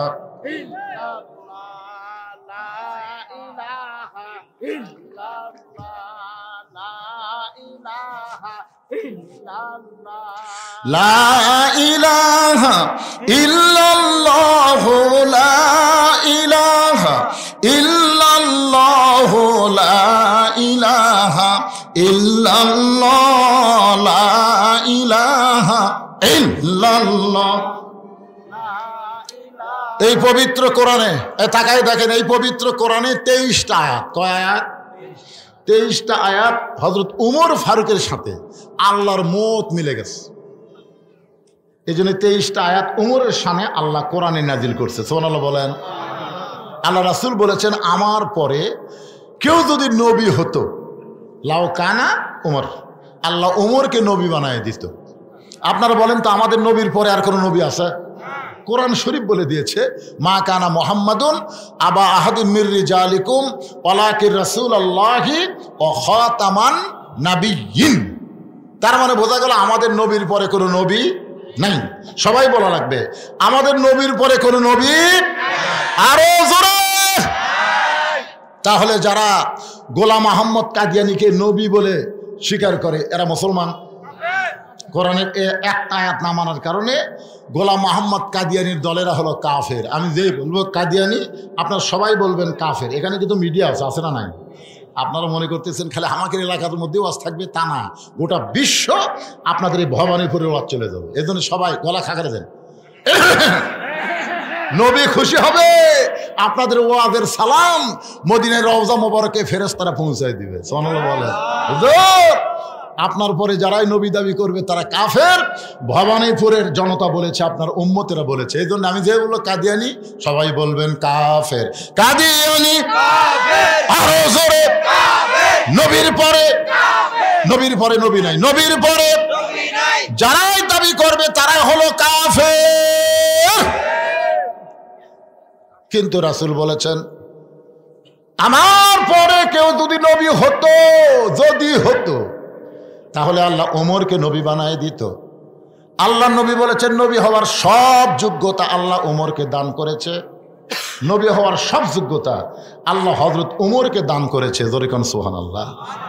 আল্লাহ নবী যখন মদিনার প্রেসিডেন্ট ছিলেন, শোনেন, নবী যখন মদিনার প্রেসিডেন্ট ছিলেন তখন নবীর 4টা মন্ত্রী ছিলেন। কি গল্প করে বেড়ায়, যান সাইডে যান। নবীর 4টা মন্ত্রী ছিল। কয়টা মন্ত্রী? ধর্মমন্ত্রী যিনি ছিলেন তার নাম হলো আবু বকর, আর আইন মন্ত্রী হলেন হযরত ওমর, আইন মন্ত্রী। আর অর্থমন্ত্রী হলেন ওসমান গনি, আর শিক্ষামন্ত্রী হলেন হযরত আলী। কয়টা মন্ত্রীর নাম করলেন? তাহলে ওমর হল কি মন্ত্রী? আইন। আইন বারে জোরে কোন কি মন্ত্রী? আইন মন্ত্রী। চিন্তা করছেন তার মধ্যে এমন কি আইন ছিল ভাইজান, যার কারণেই রাসূল তাকে আইন মন্ত্রী দপ্তর দিলেন। রাসূল বলেছেন হাসরের ময়দানে আল্লাহ আমার ওমরকে নবীদের কাতারে দাঁড় করায় দিবে। কেন দিবে? কারণ রাসূল যে বলেছেন। আচ্ছা, রাসূল যে কথা বলেন এটা কি রাসূল বলেন আল্লাহ বলেন? তাহলে আল্লাহই বলাইছেন। এই জন্য তোমাকে নবীদের কাতারে দাঁড় করাইছি, কাতার ছাইল না। ওমর তখন বলবে আল্লাহ খালি নবীর কথার দাম রাখলে হবে না, আমি ওমরের কথারও দাম রাখা লাগবে। আল্লাহ বলবে ওমর তুমি আবার কি কথা বলতে চাও? ওমর বলতেছে আল্লাহ নবীর কাতারে দাঁড় করাইয়া ওমরকে খুশি করতে পারবেন না, ওমর বিশ্ব নবীর উম্মতের কাতারে দাঁড়াতে চায়। নবী না হয়ে দুনিয়ার, না হয়ে ফেরেশতা আল্লাহর, হয়েছি উম্মত আপনার, তার তরে শুকুর। 1000 বার চলবে না, এখন কোটি বার, তার তরে শুকুর কোটি বার। সে মোর মনে মনে বলতেছে দুব্বা নবী আমাকে হয়তো পড়ায় দিবে। ওমর ফারুকের ডান পাশে একজন মাথা নিচু করে কাঁদতেছে, আর জুব্বার দিকে একবার তাকায়, আবার নিচের দিকে তাকায়, ছোট বাচ্চার মতন কান্দে। এই জুব্বা বুঝি নবী আমাকেই পড়ায় দিবে। তার নাম হলো ওসমান গনি। ভাগ্য গুণে নবীর ডবল জামাই। সরলাগন না ঘা, নবীর ডবল জামাই। প্রথম বিয়ে করেছিলেন নবীর এক মেয়েকে। আমার মায়েরা তো গেলে ফাতেমা রস শুনবার, মায়েরা শোনেন, নবীর মেয়ে কি একটা নাকি? নবীর মেয়ে হলো 4টা। যেখানেই যাই কয় হুজুর ফাতেমা রস করবেন কে?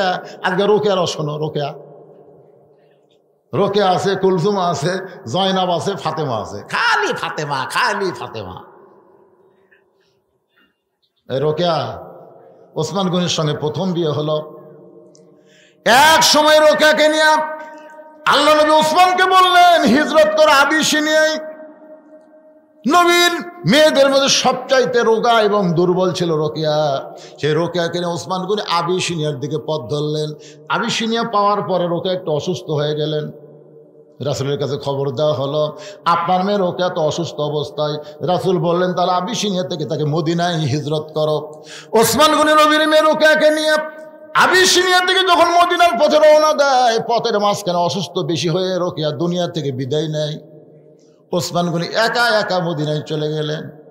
আল্লাহ নবী যখন মদিনায় হিজরত করে আবু আইয়ুব আনসারীর বাড়িতে, তিনি তলব করলেন ওসমান এবং আমার মেয়ে রোকেয়াকে আমার কাছে নিয়ে আসো। আজ অনেক দিন হলে রোকেয়াকে আমি দেখতে পাইনি, আমার মেয়েটাকে দেখে কলিজে শান্তি করতে চাই। কিছুক্ষণ পর ওসমান গনি একাই উপস্থিত হলেন। রাসূল বলে ওসমান তুমি একা কেন আইলে, আমার মেয়েটা কোথায়? বলে ইয়া রাসূলুল্লাহ আমি আগে মনে মনে চিন্তা করেছিলাম আপনি সবই জানেন, কিন্তু এখন দেখতেছি আপনি জানেন না। আল্লাহ জানাইলে আপনি জানেন। আপনার মেয়ে রোকেয়া আবিসিনিয়া এবং মদিনার মাঝখানে পথে অত্যন্ত অসুস্থ হয়ে দুনিয়া থেকে বিদায় হয়ে গেছে। এই বেলা ওসমান গনি নবীর পায়ের কাছে বসে কান্না শুরু করে দিলেন। রাসূল মাথায় হাত দিল, ওসমান আমার মেয়ে মারা গেছে বলে তুমি কি কাঁদতেছ? তুমি কি রোকেয়ার জন্য কাঁদতেছ? তুমি যে কি কারণে কান্দা আমি নবী জানি, কারণ তুমি আমার জামাই থেকে দূরে যাবে। না রে ওসমান না, আমার একটা মেয়ে চলে গেলে কি হবে? আমার এখনো আর একটা মেয়ে কুলসুম আছে, ওই কুলসুমের সঙ্গে তোমাকে বিয়ে দিয়ে তোমাকে আমার জামাই করে রাখতে চাই। এই জন্য হচ্ছে ডবল জামাই, জিন নুরাইন, দুইটা নূরের অধিকারী। জোরে কোন সুবহানাল্লাহ। ওসমান গনি আর একটা ডিগ্রি হলো জ্ঞানী। একদিন আল্লাহ রাসূল বলল, ওসমান, আল্লাহ তোমাকে কত সম্পদ দিছে, তুমি কি হিসাব জানো? ওসমান বলে, হুজুর একটা হিসাব অবশ্য আছে, মানে আমার যত সম্পদ সব গুদামের মধ্যে আছে, আর ওই গুদামও তালা দেওয়ার পরে যে চাবিগুলো আছে, এই চাবিগুলো টানতে একটা উট হিমশিম খায়। মানে উটের পিঠের উপর আমি চাবিগুলো রাখি, উটটা চলতে চলতে এক সময় ক্লান্ত হয়ে যায়। তাহলে চিন্তা করে দেখেন, তালা কড্ডি, গুদাম কড্ডি, চিন্তা করছেন? খালি চাবি বোঝেন না আপনারা, চাবি বোঝেন না, তালার চাবি টানতে একটা উট হিমশিম খায়। রাসূল একটু মুচকি হাসিতে বলে, ওসমান, আল্লাহ যদি তার সমস্ত সম্পদ ফেরত চায়, মনে করো তোমার যত সম্পদ আল্লাহ তোমাকে দিয়েছে, এই সম্পদ যদি আল্লাহ ফেরত চায়, তুমি কি করবে? সঙ্গে সঙ্গে ওসমান গনি ওই চাবি বহন করা উটটা সহ নবীর হাতে দিয়ে দিলেন। নবী কয়, ওসমান কি? কয়, হুজুর সবই দিয়ে দিলাম, এমনকি উটটাও পর্যন্ত দিয়ে দিলাম।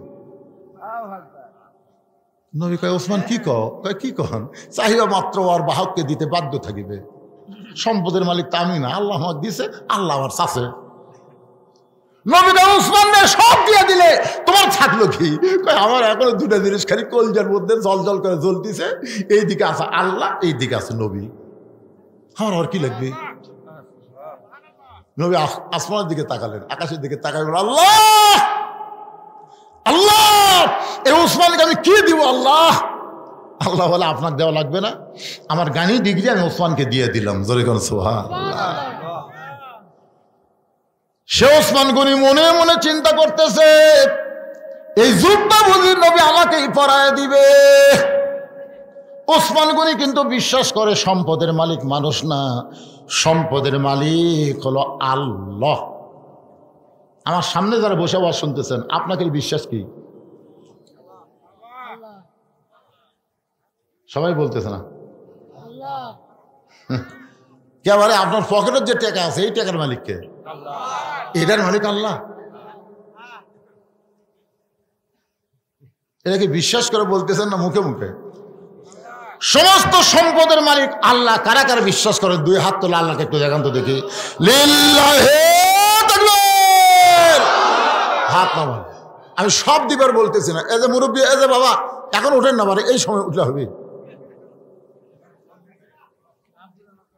না? লাভ দিয়ে উঠছে, উঠুক, অসুবিধা নেই, হয়তো কোনো জরুরি কল আছে যার কারণে মুরব্বী উঠছে, অসুবিধা নাই। ভাইজান, এই যুবকেরা যে 10টা বছর হলে মাহফিল করতেছে, এরা কি ভালো কাম করতেছে না খারাপ কাম করতেছে? ভালো কাম যদি করে থাকে, এখন আপনাদের কাছে যাবে, সব দেওয়া লাগবে না। ওয়াজের মিডল পয়েন্টে আমি 5টা মিনিট এই যুবকদের মাহফিলের জন্য আপনাদের কাছে ব্যাগ পাঠালাম। আল্লাহ দেওয়ার সম্পদ থেকে আপনি দিবেন, নিজের সম্পদ না, আল্লাহর সম্পদ থেকে। আল্লাহ আমানত স্বরূপ আপনাকে দিচ্ছে পরীক্ষার জন্য। ওসমান কিন্তু পরীক্ষার গোল্ডেন এ প্লাস আছে, আপনারা পরীক্ষায় গোল্ডেন এ প্লাস পাওয়ার জন্য যার পকেটে যা আছে সেখান থেকে কিছু রেখে কিছু আপনারা দিবেন, আল্লাহর রাস্তায় দিবেন। এই ব্যাগ লাগাও, ভিতরে যাও, যাও ছেলে, একজনও লড়াচড়া করবেন না, একজনও না, সবাই দিবেন, যিনি যা পারেন আল্লাহর রাস্তায় দান করবেন। আজকের মাহফিলের সম্মানিত সভাপতি সাহেব 1 মিনিটের জন্য মাহফিল ছাড়েনি, 1 মিনিটের জন্য মাহফিল ছাড়েনি। আমি আমার সভাপতি ভাইকে বলবো যে ছেলেদেরকে উৎসাহ দেওয়ার জন্য আপনাকে একটা মোটা অঙ্কের দেওয়া লাগবে, কি কম? কারণ এরা তো গান বাজনা করতেছে না, এরা কোরআনের মাহফিল করতেছে। আল্লাহ যাকে সম্পদ দেয় পরীক্ষার জন্যে, আল্লাহ আমার ভালো কাজে ব্যয় করারও ইমান দেয়। জোরে কোন কথা ঠিক কিনা? আমার সভাপতি ভাইকে আমি বললাম, উনি এখন মতো মুখটাও দেখালো না পারে। মাশাআল্লাহ। ভাইজান, এখনকার করোনা আছে নাকি? ধুলাবালি যখন শোনেন, এটা কিন্তু মাস্ক কিন্তু খালি করোনার জন্য না, মাস্ক হলো ধুলাবালি যত কিছু আছে, দুর্গন্ধ আপনার নাকে মুখে যেন না ঢোকে, এই জন্যে এটা নাকে মুখে দিবেন। কিন্তু বেশি দিন দেওয়া যাবে না, 1 থেকে 2-3 দিন দেওয়া যাবে, তার বেশি কিন্তু এটা দেওয়া যাবে, নতুন আর একটা কেনা লাগবে। মাস্ক সবাই ব্যবহার করবেন। রাস্তায় যত ধুলা ওড়ে, যার হাঁপানি আছে, এজমা আছে, তার জন্য খুবই কষ্ট। হ্যাঁ ভাইজান, তো বিশেষ অতিথি নাকি আপনি জাননি? প্রধান অতিথির সাথে কে গেল না? একটা আমি গেছিলাম, চলে গেল তো। আচ্ছা, আমি আসি তো ভাই কিছু কন হ্যাঁ, আপনি বললে আমি কত চাবো আপনার কাছে? চাওয়া লাগবে না। লাগবে না? চাওয়া লাগবে না।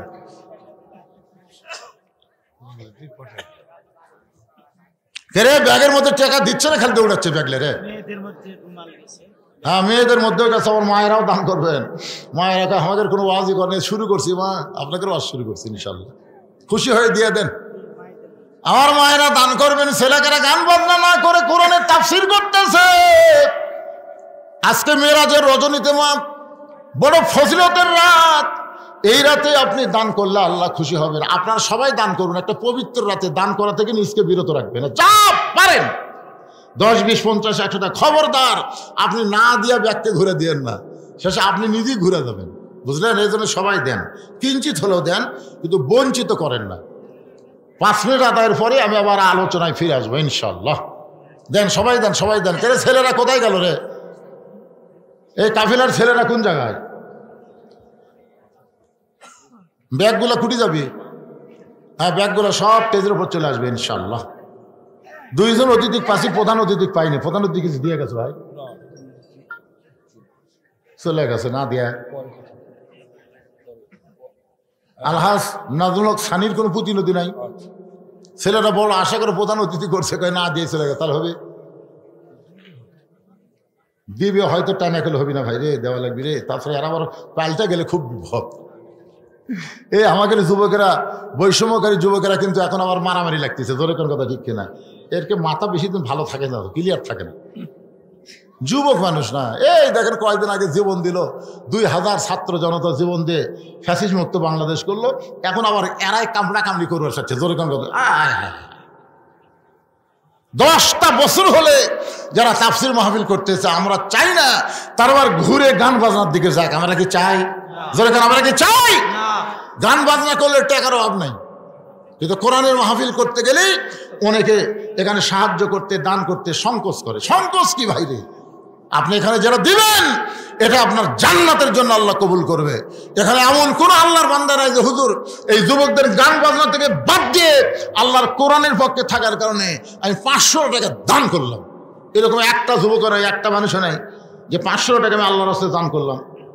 দেখেন তো কেউ আছেন নাকি? খালি ব্যাগের মতো 10 টাকা 20 টাকা দিয়েছেন, গুনবার গেলেই সব দেখা যাবে। আল্লাহর একজন বান্দা ওঠেন যে হুজুর আমি 500 টাকা দিলাম আমি 500 টাকা। ছেলেরা গান বাজনা বাদ দেয়, কোরআনের মাহফিল করতেছে, খুশি হয়ে দিলাম হুজুর আল্লাহর রাস্তায় 500 টাকা দিলাম। এরকম 500 টাকা দেওয়ার একটা লোকে এখানে নাই। হ্যাঁ, আপনি ব্যাগের মধ্যে 500 দিয়েছেন কি? এই তো মাশাআল্লাহ। একজন তরুণ, একজন মুরব্বী ব্যাগের মধ্যে দিয়েছে। আমি তেজে চাইলাম, কিন্তু মুরব্বী আগেই ব্যাগের মধ্যে কাম সারা দিয়েছে। অনেকে গোপনে দান করা পছন্দ করে। আল্লাহ একজন যুবক, এই যুবকদেরকে কোরআনের পথে রাখার জন্য 500 টাকা দান করলো। আল্লাহ দানকে কবুল করেন। আর একজন নাই নাই টাকা যদি থাকে আজকে রাতটা খেয়াল করবেন, নবীকে আল্লাহ আরো নিয়ে গেছে, আপনাকে আল্লাহ জান্নাতে নিয়ে যাবেন। কি কোন পারবেন না? পারবেন না? ধরবেন পারবেন না? আমরা সেই নবীর উম্মত। টাকা থেকে কি করবেন? কালকে হয়তো ডাক্তারের দেওয়া লাগবে। ভালো মানুষ খুঁজছে, সকালে উঠতে পারতেছে না। আমাকে হুজুর ভালো মানুষ উঠলাম, কিন্তু সকালে উঠতে দিকে 1 পা আর উঠতেছে না। 1 পা আলগা হয়, 1 পা লড়ে না, প্যারালাইসিস হয়ে গেছে। ভালো মানুষ, হাজার হাজার টাকা ডাক্তারকে দেওয়া লাগতেছে। এই জন্য আর সাদাকাতু তারুদ্দুল বালা, দান সাদকা করলে আল্লাহ বালা মুসিবত দূর করে দেয়। একটু জিকির করেন লা ইলাহা ইল্লাল্লাহ, লা ইলাহা ইল্লাল্লাহ, জোরে লা ইলাহা, লা ইলাহা ইল্লাল্লাহ মুহাম্মাদুর রাসূলুল্লাহ সাল্লাল্লাহু। এই আদায় শেষ, আবার ওইদিকে যাই কেন? আদায় শেষ, বসো। আলহাজ আব্দুল মালিক, নামগুলো ভালো করে বলে। মালিক হাজি কি রে? কাউকে যদি কেউ ডাকে এ মালিক, এ মালিক, কবিরে গোনা হবে। মালিক কার নাম? কথা কয় না। মালিক কার নাম? আল্লাহর নাম। এ মালিক, মালিক কইলে আবার কি কি কষে? 2 জনের গুনাহ হলো। এই জন্য ভালো লাগবে আব্দুল মালিক।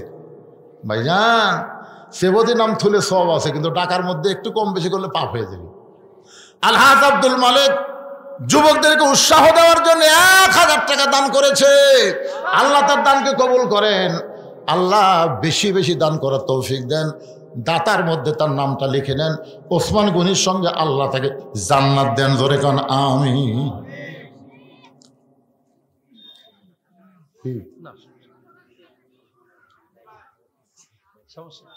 আছে ভাই এখন মানে হিরোইন খোর, গাঁজা খোর, আফিম খোর, আবা খোর, বাবা খোর বেশি হচ্ছে। জোরে কান ঠিক কিনা? কিছুদিন আগে এক মা মেয়েদের কাছে আদায় করে জাতি মেয়েরা করছে আমাকে তো আদায় করে নিয়ে গেছে। মাহফিল কমিটি কয় আমাকে তো কেউ আসেনি, কে গেল? এদিকে এরা না জাতি একদল তুলে আউট। কি মনে করতেছেন ভাই রে? আবাখোর, বাবাখোর এগুলো সব খরচ বন্ধ করার গেলে এই বর্তমানে আইন দেওয়া হবে না, আল্লাহর কোরআনের আইন লাগবে। জোরে কোন কথা ঠিক না? কোরআন খালি ওয়াজ শোনার মধ্যে রাখেন না। লিয়াবলুয়াকুম আইয়ুকুম আহসানু আমালান ওয়াহুয়াল আজিজুল গফুর। আমার মায়েরা যারা পর্দার অন্তরে শোনেন, নবীর দুইটা মেয়েকে বিয়ে করেছেন ওসমান গনি। সর্বসাকুল্যে নবীর মেয়ে হলো চারটা। রোকেয়াকে বিয়ে করেছিল আগে, রোকেয়া যখন মারা গেল তারপরে কুলসুমারে বিয়ে করছে। একসাথে করা জায়েজ? একসাথে দুই বোনকে বিয়ে করা জায়েজ? জোরে বলবেন জায়েজ?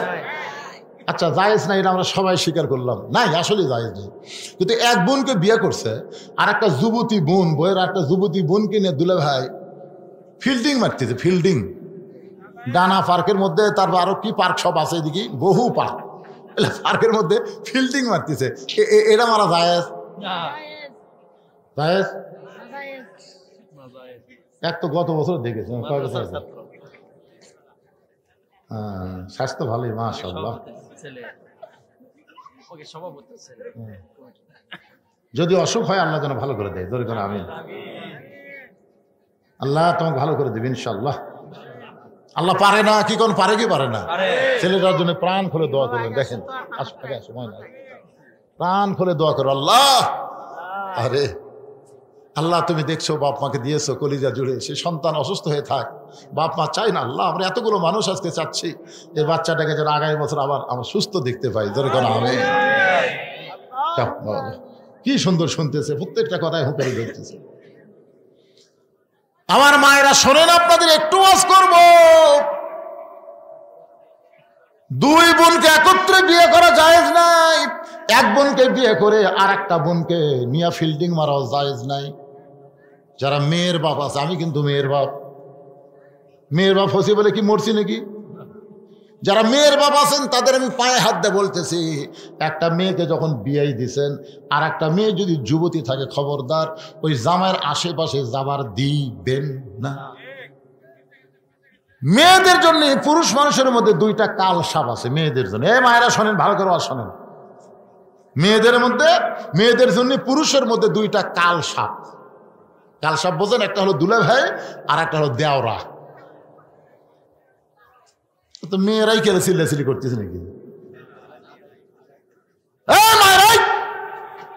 শোনেন, একটা হলো দুলা ভাই, একটা হলো দেওরা। এই দুইটা পুরুষ মেয়েদের ক্ষতি সবচাইতে সমাজে বেশি করে। জোরে কোন ঠিক কিনা? কারণ শালীর গায়ে দুলা ভাই যদি হাত দেয়, শালী ভয় কিছু বলে না, কারণ বোন তার ঘরে আছে। বললে যদি আমার বোনের উপর কষ্ট দেয়, বাপও যদি জানে, দুনিয়ার মানুষের কাছে প্রকাশ করতে শরম পায়। একটা মেয়ে বিয়ে করছে আর একটা মেয়ে খাম করছে, কেমনে বলবে? দেওরা দেখবেন ভাবির উপরে এরকম করে। মায়েদের বলবো, মা এই দুইটা দলকে কাল সাপের মতন ভয় করবেন, এদেরকে আশেপাশে যাইতে দিবেন না। কারণ দুনিয়া বেশি দূরের জন্য নয়, আমাদের সবাইকে যাওয়া লাগবে, ঠিক কিনা? আলীকে বুকের মধ্যে নিয়ে গভীর রাত্রে ছোট বাচ্চার মতন ফাতেমা কাঁদতেছে, ছোট বাচ্চার মতন কান্দে। আলী বলে, ফাতেমা এমন কান্না তোমাকে কোনোদিন আমি দেখলাম না, আজকে আমাকে বুকের মধ্যে নিয়ে তুমি এত কেন কাঁদতেছ? ফাতেমা বলে, স্বামী গ, আমি দুনিয়া থেকে বিদায় নেওয়ার পরে আপনাকে ওসিয়ত করতেছি, আপনি আর একটা বিয়ে করবেন, আপনি আর একটা বিয়ে করবেন। আমি দুনিয়া থেকে বিদায় নেওয়ার পর আপনি দেরি করবেন না, আর একটা বিয়ে করবেন। আমি জীবিত অবস্থায় আপনি বিয়ে করলে আপনার শ্বশুর, আমার বাবা, আল্লাহর নবী কষ্ট পাবে। এই জন্য হয়তো আপনি করবেন না, কিন্তু আমি মরে গেলে আপনি তাড়াতাড়ি আর একটা বিয়ে করে নেবেন। আলী বলে, ফাতেমা তুমি আমাকে বিয়ের কথা বলার জন্যই কেমন করে কাঁদতেছ? ফাতেমা বলে, স্বামী গ, আমি সব সময় আল্লাহর কাছে বলেছি, আল্লাহ ফাতেমার দোয়াটা কবুল করো। আল্লাহ তাআলা আমার দোয়া কবুল করেছে, আমার দোয়া কবুল করেছে। আলী বলে, ফাতেমা দোয়া কবুল করলে কেউ কান্দে নাকি? এমন করে কেন কাঁদতেছ?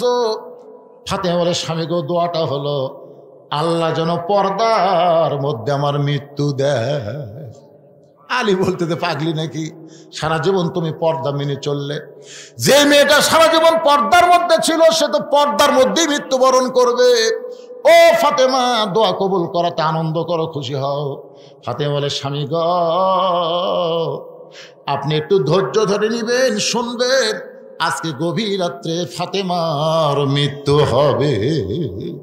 যেই মাত্র কইছে আজকে গভীর রাত্রে ফাতেমার মৃত্যু হবে, গাছের গোড়া কাটলে গাছটা যেমন পড়ে যায়, আলী তেমনি পড়ে গেলেন ঘরের মাজায়। মা ফাতেমা মুচকি মুচকি হাসে, স্বামীর মাথাটা উড়াত্র করে নিয়ে কপালে একটা চুমা দিয়ে বলে, স্বামী গ, এমন করে আপনি কাঁদবেন না, এমন করে আপনি কাঁদবেন না। আমি জানি আল্লাহ আপনাকে 2টা ডিগ্রি দান করেছে।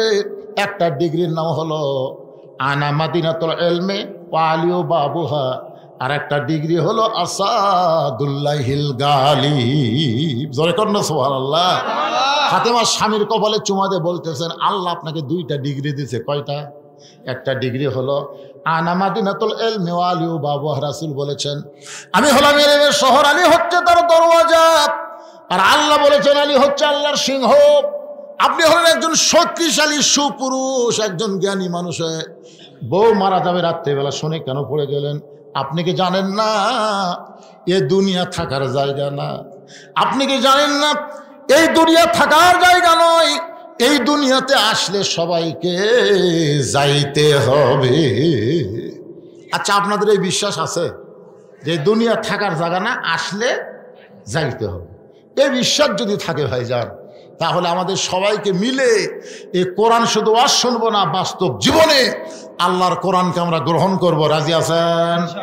প্রয়োজন হলে আল্লাহর কোরআনের জন্য কারা কারা জীবন দিতে প্রস্তুত? 2 হাত তুলে আমার আল্লাহকে দেখান। লিল্লাহি তাকবীর। হাত নামান। প্রয়োজন হলে, প্রয়োজন হতেও পারে, পারে কি পারে না? জোরে কোন? কারণ কোনো সময় কেউ চাবে না যে বাংলার জমিন কোরআন দিয়ে চলুক, এটা অনেকেই চাবে না। কারণ কোরআন দিয়ে চললে আবু জেহেলের নেতৃত্ব থাকবে না, তো আব্দুলের এতিমপোলা নেতা হয়ে যাবে, ঠিক কিনা বলেন? এই জন্য অনেকেই চাবে না ভাইজান। কথাটা কেন করলাম একটু খেয়াল করেন। আসাদুল্লাহিল গালিব হযরত আলী, সমস্ত জ্ঞানীর জ্ঞানী হযরত আলীকে বলতে যে, ফাতেমা স্বামী, আমি দুনিয়া থেকে বিদায় নেওয়ার পর আমার 3টা চাওয়া কিন্তু আপনাকে পুরা করা লাগবে। যেই বলছে 3টা চাওয়া পুরা করা লাগবে, আলী ছোট বাচ্চার মতন কাঁদতে, ফাতেমা দুনিয়াতে গরিব ছিলাম বলে তোমারে কিছুই দিবার পারলাম না, গরিব ছিলাম বলে দুনিয়াতে তোমাকে কিছুই দিবার পারি নাই। আল্লাহ রাসূল কিন্তু ফাতেমাকে বলেছে, ফাতেমা কোনো কিছুর জন্যে আলীকে যেন কষ্ট দিও না, আলীকে কষ্ট দিও না ফাতেমা। যদি তোমার কোনো কিছু দরকারি হয় তুমি আমার কাছে যেও, আমার কাছে বলো, আমি বাবা হিসাবে যতদূর পারি তোমাকে চেষ্টা করব, কিন্তু খবরদার আমার আলীকে যেন কষ্ট দিও না। সুবহানাল্লাহ খান। যার কারণে ফাতেমা কোনোদিন স্বামীকে কষ্ট দেয় নাই। একদিন গভীর রাত্রে ফাতেমা হযরত আলী ঘুম থেকে চেতন পাইছে। গভীর রাত্রে ঘুম থেকে চেতন পায় দেখে হাসান হোসেন ঘুম পাড়তেছে, ওদের মাঝখানে ওদের মা ঘুমাইছে, মা তার নাই। 2 বেটা ঘুম পাড়তেছে, মাঝখানে মা নাই। আলীর মনে সন্দেহ হয়ে গেল, এই গভীর রাত্রে ফাতেমা কোথায় গেল। দরজার দাঁড়ায় দেখে ফাতেমা কালো চাদর গায়ে দিয়া খুব দ্রুত গতিতে হাঁটতেছে মদিনার ভিতরে। আলীর মনে সন্দেহ হলো, স্বামী ঘুমের মধ্যে রাইকা, সন্তানকে ঘুমের মধ্যে রাইকা ফাতেমা কোথায় যাবে। নিরাপদ দূরত্ব বজায় রেখে পিছনে পিছনে হাঁটতেছে। আল্লাহর নবী যেই ঘরে ঘুমায় ওই ঘরে জানলার পাশে ফাতেমা দাঁড়াইছে। বাবা, আজকে মা যদি দুনিয়াতে জীবিত থাকতো আপনার কাছে আমাকে আশা লাগতো না, কারণ সন্তান মায়ের কাছে যত কথা বলতে পারে বাবার কাছে তত কথা বলতে পারে। জোরে বলেন, পারে নাকি? পারে। মা যদি আজকে আমার জীবিত থাকতো বাবা, এই গভীর রাত্রে আপনার কাছে আশা লাগতো না? বাবা গো, যদি আপনি চেতন থাকেন ফাতেমার জন্য একটু দরজা খুলে দেন। হযরত আলী দূর থেকে দেখে নবী যখন দরজা খুলে দিছে, ফাতেমা ঘরের মধ্যে যাওয়ার সাথে সাথে আলী দৌড়ে গিয়ে জানলার কাছে কানটা লাগায় শুনতেছে, দেখি বাপ বেটির মধ্যে আমার বিরুদ্ধে কোনো কথা হয় কিনা। রাসূল বলে, ফাতেমা এই গভীর রাত্রে তুই একা একা কেন আইছিস মা? আমার আলীকেও ঘরের মধ্যে আসতে বল। ধরে কেন সুবহানাল্লাহ। যেই বলেছে তুই একা একা কেন আইছিস ঘরের মধ্যে, আমার আলীকেও ঘরের মধ্যে আসতে বল। হযরত আলী জানলার কাছ থেকে চমকে উঠছে, আমি যে জানলার কাছে নবীকে জানলো নাকি? ফাতেমা বলে, বাবা আপনার জামাই কেমনে আসবে বাবা? আপনার জামাই ঘুমের মধ্যে আছে, হাসান হোসেন ঘুমের মধ্যে আছে। এই মুহূর্তে আমি একা একা আপনার কাছে আইছি বাবা, মেহেরবানি করে একটু ঘরে বাতি জ্বালান, মেহেরবানি করে একটু ঘরে বাতি জ্বালান। রাসূল বলে, ফাতেমা যদি আলী চেতন পায় তাহলে অবশ্যই তোকে সন্দেহ করবে, কি বলবি বল, তাড়াতাড়ি বলে যা। ফাতেমা বললেন, বাবা বহুদিন বলেছি কাম হয় নাই, আজকে রাতের বেলা একটু আপনাকে দেখাবার চাই। রাসূল যেই মাত্র ঘরে বাতি জ্বলাইছে, সঙ্গে সঙ্গে ফাতেমা দুইটা হাত নবীর সামনে বাড়ায় দেয়। নবী বাতির আলোতে দেখতে পায় ফাতেমার দুইটা হাত গোস্তের টুকরার মতো লাল দেখা যায়। ফাতেমা রে, তোর হাতের চামড়া কোথায়? দুইটা হাত গোস্তের মতো কেন দেখতে পায়? ফাতেমা বলে, বাবা জাতা ঘুরাইতে ঘুরাইতে হাতের মধ্যে ফোসকা পড়ে গেছে বাবা। এরপর পুরাতন জাতা ঘুরাইতে গিয়া আমার হাত ফেটে রক্ত বের হয়ে গোটা হাত দুইটা গোস্তের মতো। এই গভীর রাত্রে আপনার কাছে আইছি বাবা, মেহেরবানি করে 3 দিনের জন্য একটু খাবার দিবেন, 3টা দিনের জন্য খাবার দিবেন। আমার হাসান হোসেন যেন না জানে, আমার স্বামী যেন না বুঝতে পারে। সঙ্গে সঙ্গে রাসূল ঘরের কোনায় গিয়ে বলে, আল্লাহ আজকে তোমার যদি মেয়ে থাকতো আর মেয়ে এসে যদি তোমার কাছে এইভাবে হাত দেখাতো, বলো আল্লাহ বলো তোমার কেমন কষ্ট হইতো। লাম ইয়ালিদ ওয়া লাম ইউলাদ, তোমার সন্তান নাই, তুমি কারো সন্তান না। আল্লাহ গো, দুনিয়ার কত ধনী ধনী যুবক আমার কলিজার টুকরা ফাতেমারে বিয়ে করতে চাইছিল, কিন্তু তুমি আল্লাহ এমন গরিব ঘটকে, এমন গরিবের সঙ্গে ঘটকালি করলাম, সে আলীর সঙ্গে বিয়ে দিলাম, আমার ফাতেমার জীবনে কোনো শান্তি নাই। এই কথা যেই মাত্র নবী বলেছে, সঙ্গে সঙ্গে ফাতেমা মাথায় ঘোমটা দিয়ে ঘর থেকে বাইরে যায়। রাসূল বলে, ফাতেমা আমি তো তোর বিরুদ্ধে বলিনি মা, তুই কেন ঘর থেকে বাইরে গেলি? ফাতেমা বলে, বাবা আপনি একদিন আমাকে বলেছিলেন আল্লাহর পরে কাউকে যদি সেজদা দেওয়ার হুকুম থাকতো তাহলে প্রত্যেকটা বিবিকে বলতাম স্বামীর পায়ে সেজদা করো। সেই দিন থেকে আমার স্বামী আলীকে আল্লাহর পরে সবচাইতে বেশি ভালোবাসি। হলে এই গোস্তওয়ালা হাত দিয়া, এই রক্তমাখা হাত আমি জাঁতা ঘুরাইব, কিন্তু জীবন গেল আর বাবার কাছে কোনোদিন সাহায্য চাইতে আসব না। এই বলে ফাতেমা যখন একা একা মরুভূমির মধ্যে দৌড়াই, হযরত আলী পিছনে পিছনে দৌড়ায় বলে, আল্লাহ কি বউ পাইলাম, ভাগ্য করে কি পাইলাম, এত কষ্টের পরও স্বামীর কাছে কোনোদিন বায়না ধরে না। আলী কান্দের বলে, ফাতেমা রে দুনিয়ার জীবনে কিছুই চাইলা না, আজকে গভীর রাত্রে মারা যাবে, তুমি কি চাইবা ফাতেমা? ফাতেমা বলে, স্বামী আমার 1 নম্বর চাওয়া হলো রাতের অন্ধকারে আমাকে দাফন করবেন, আমার 2 নম্বর চাওয়া হলো আমার কোনো জানাজার ব্যবস্থা করবেন না, আমার 3 নম্বর চাওয়া হলো আমার লাশটা কিন্তু খাটনিতে তুলবেন না। ওগো স্বামী আমি হিসাব করে দেখলাম 4 জন মানুষ খাটনি কান্দে নিবে, এমন 4 জন মানুষ দুনিয়াতে নাই। কারণ আমার বাবা যদি আজকে দুনিয়াতে থাকতো, মারা মেয়ের লাশের খাটনি বাবা কান্দে নিবার পারত। আমার হাসান হোসেন যদি বড় হইতো, মায়ের লাশের খাটনি কান্দে নিবার পারত। কিন্তু আমার বাবা 6 মাস আগে দুনিয়ার সবাইকে ফাঁকি দিয়া বিদায় নিয়েছে। আমার হাসান হোসেন এত ছোট, স্বামী গো আপনি আমার লাশটা কান্দে করে নিয়ে ওই জান্নাতুল বাকির পূর্ব কোনায় সবুজ রঙের একটা বাতি জ্বলবে, ওই বাতি বরাবর আমাকে দাফন করবেন। আমার কবর খুঁড়তে যদি আপনার কষ্ট হয়, আপনার একান্ত বন্ধুকে বলে দিবেন সে যেন গোপনে কবর খনন করে দেয়। কবর যখন খনন হলো, হযরত আলী ফাতেমার লাশটা নেওয়ার জন্য ঘরের মধ্যে ঢুকে দেখে ফাতেমা নিজে নিজেই গোসল করেছে। ফাতেমাকে দুনিয়ার কেউ গোসল করে দেয় নাই। নাই, নিজে নিজে গোসল করেছে, নিজে নিজে কাপড়ের কাপড় পরে ডান হাতের নিচে হাসান, বাম হাতের নিচে হোসাইনকে ঘুমায় দিয়া ফাতেমা চিরতরে দুনিয়া থেকে বিদায় নিয়েছে।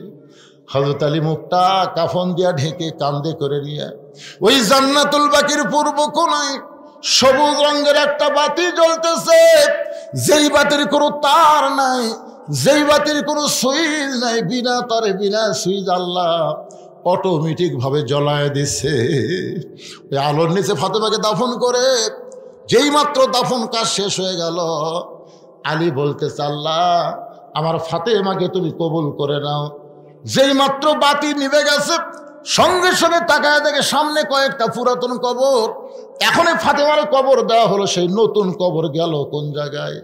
আলী বলতেছে আল্লাহ আমার ফাতেমার নতুন কবর কোথায় গেল?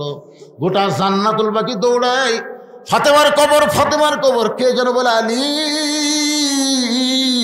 ফাতেমা পর্দা নিশি, আমি আল্লাহ জোহরা ডিগ্রি দিয়া ফাতেমার কবরটাকে কিয়ামত পর্যন্ত পর্দা করে দিয়েছি। আমার মায়েরা, শুধু ফাতেমারও শুনলে হবে না, মা ফাতেমার মতন আপনাদেরকে পর্দা করতে হবে। মা মেয়েদের যে যতই আমল থাক, পর্দা যদি না থাকে কোনো আমল আল্লাহ কবুল করবে না। মেয়েদের 1 নম্বর আমল হলো পর্দা, সব সময় পর্দার ভিতরে থাকবেন। 2 নম্বর আমল হলো স্বামীর কথা মতো চলবেন, স্বামীর খেদমত করবেন। তবে সব সময় খেদমত করা লাগবে না, স্বামী যখন খেদমত চাবে তখন আপনারা খেদমত করবেন। আমি মেয়েদেরকে বলতেছি, মায়েদেরকে বলতেছি, স্বামী যখন খেদমত চাবে, আমার কথা কি বুঝলেন? স্বামী যখন খেদমত চাবে তখন খেদমত করা লাগবে, অযথা খেদমত করা যাবে না। অতি ভক্তি চোরের লক্ষণ। দেখবেন অযথা এসে খেদমত করতেছে, কপাল টিপতেছে, পাকা হাঁকাচ্ছে। আপনি কোন কারেন্ট তো আছে, পাকা হাঁকা, ওই কারেন্টের ফ্যান তো আমার শত্রু। ওই যদি আপনাকে বাতাস দেয় তা আমি জান্নাত কেন যাবো? ফ্যান বন্ধ করতে বাতাস করতেছে, এক হাতে কপাল টিপতেছে। স্বামী কয় আল্লাহ রে, আমাকে এটা রাবিয়া বসলি হসে রে, হাই রে হাই। কিছুক্ষণ পরে কান দিচ্ছে, স্বামীকে কান্দ কেন? কান্দে আর জোরে জোরে ফাঁকা খায়। স্বামীকে কি গো কান্দো কে? কান্দার কারণ হলো তোমার বুড়া বাপ আর তোমার বুড়ি মা। তুমি জানো, তুমি যখন ব্যবসা করবার যাও, চাকরির যাও, তখন তোমার বুড়ি মার বুড়া বাপ আমার কলজা জ্বলে গেছে। এই বুড়া বুড়ি যদি থাক পারছো তাহলে আমার বাপের বাড়ি পাঠিয়ে দাও। আর হামাক লিয়ে যদি সোনার সংসার করবার চাও, এই বুড়া বুড়ির বাদ দেওয়া লাগবি। অমা আলাইনা ইল্লাল বালাক। এখন তুমি কি কবা কও? স্বামী চিন্তা করতেছে কি বলি। এমন সময় আল্লাহর কোরআন স্বামীর কাছে এসে বলতেছে, ওয়াকাদা রাব্বুকা আল্লা তা'বুদু ইল্লা ইয়্যাহু ওয়া বিল ওয়ালিদাইনি ইহসানা। জোরে কান সুবহানাল্লাহ। স্বামী লাফ দিয়ে উঠছে, স্বামী লাফ দিয়ে উঠছে। বউ কয় উঠছো কেন? উঠ, তোর কি কি গুছে দেওয়া লাগবে, কোন কোন ব্যাগত করে মাল সামান লিয়ে দেবি? বউ কয় কোথায় যাবো? তোর বাপের বাড়ি যাবো না? তোর বাপের বাড়ি যাবি না? যাবো তো। এই জন্য সব গুছিয়ে দিই, যা। তুই কি মনে করছিস তুই মরে গেলে বউ পাবো না? তোকে ছাড়াই দিলে বইয়ের অভাব? তুই ক, তুই যাকে বিরুদ্ধে আমার সাথে ওয়াজ করলি আলাইনা ইল্লাল বালাক, এই বাপ মা যদি মরে বাপ মা পাবো কেন? বাপ মা মরে গেলে বাপ মা পাওয়া যাবে না, বউ ছাড়াই দিলে মরে গেলে বউয়ের অভাব নাই। তো খামা খামার বাপ মায়ের জন্যে তোকে জন্য আটকে থামো, যা তুই বাপের বাড়ি যা। কিছুদিন পরে একটা গাড়ি ফেরত দেবো, গাড়ির নাম হলো তালাকের গাড়ি। ধরে কারণ কিসের গাড়ি? 3 তালাকের গাড়ি। দরকারে বউ ছাড়বো, কিন্তু বাপ মার কলি যাই একটা কষ্টও দিবার পারবো। বউ দৌড়ে এসে স্বামীর পা ধরে বলতেছে, আমি আপনাকে পরীক্ষা করলাম, আপনি আসলেই জান্নাতি গো, আপনি আসলেই মরদ মানুষ। জানেন মাঝে মধ্যে বউ কিন্তু এরকম অভিনয় টভিনয় করে খেদমত করতে পারে। ধরে কোন কথা ঠিক কিনা? মেয়েদের বলবো 2 নম্বর হলো স্বামীর কথা মতো চলা, স্বামীকে খেদমত করা। 1 নম্বর নামাজ, 2 নম্বর রমজান মাসের রোজা, 3 নম্বর সতীত্বের হেফাজত পর্দা করা, 4 নম্বর স্বামীর কথা মতো চলা, স্বামীকে খেদমত করা। এই 4টা আমল যদি করতে পারেন 8টা জান্নাতের দরজা আল্লাহ খুলে দিবে। লিল্লাহি তাকবীর। আর মায়েরা ধৈর্য নিয়ে বসেন। ওসমান গনি চোখের পানি নিয়ে কানতেছে আর বলতেছে জুব্বা বুঝি রাসূল আমাকেই পরায় দেবে। ওসমান গনির পাশে একজন সাহাবী বসে আছেন, একজন সাহাবী নাম হলো তার হযরত আলী। ধরে বলেন নাম কি? হযরত আলী মুস্কি মুস্কি হাসতেছেন, আবু বকর কিন্তু কানতেছেন, ওমর কিন্তু কানতেছে, ওসমান গনি কানতেছে, কিন্তু হযরত আলী মুস্কি মুস্কি হাসতেছে।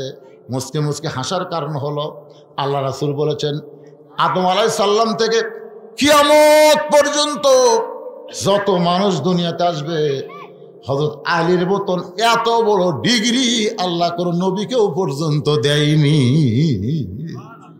সে ডিগ্রির নাম কি জানেন? জানেন? আলীর একটা ডিগ্রি আছে, কাররাম আল্লাহ ওয়াজহাহু। আলীর চেহারাকে আল্লাহ তাআলা সবার উপরে সম্মানই করে দিয়েছে। জোরে কান সুবহানাল্লাহ। রাসূল বললেন সাহাবীরা তোমরা শুনলে আশ্চর্য হবে, তোমাদের মাঝখানে এমন একজন মহামানব বসে আছে যিনি আমার চাইতেও দুই দিক দিয়ে সৌভাগ্যবান।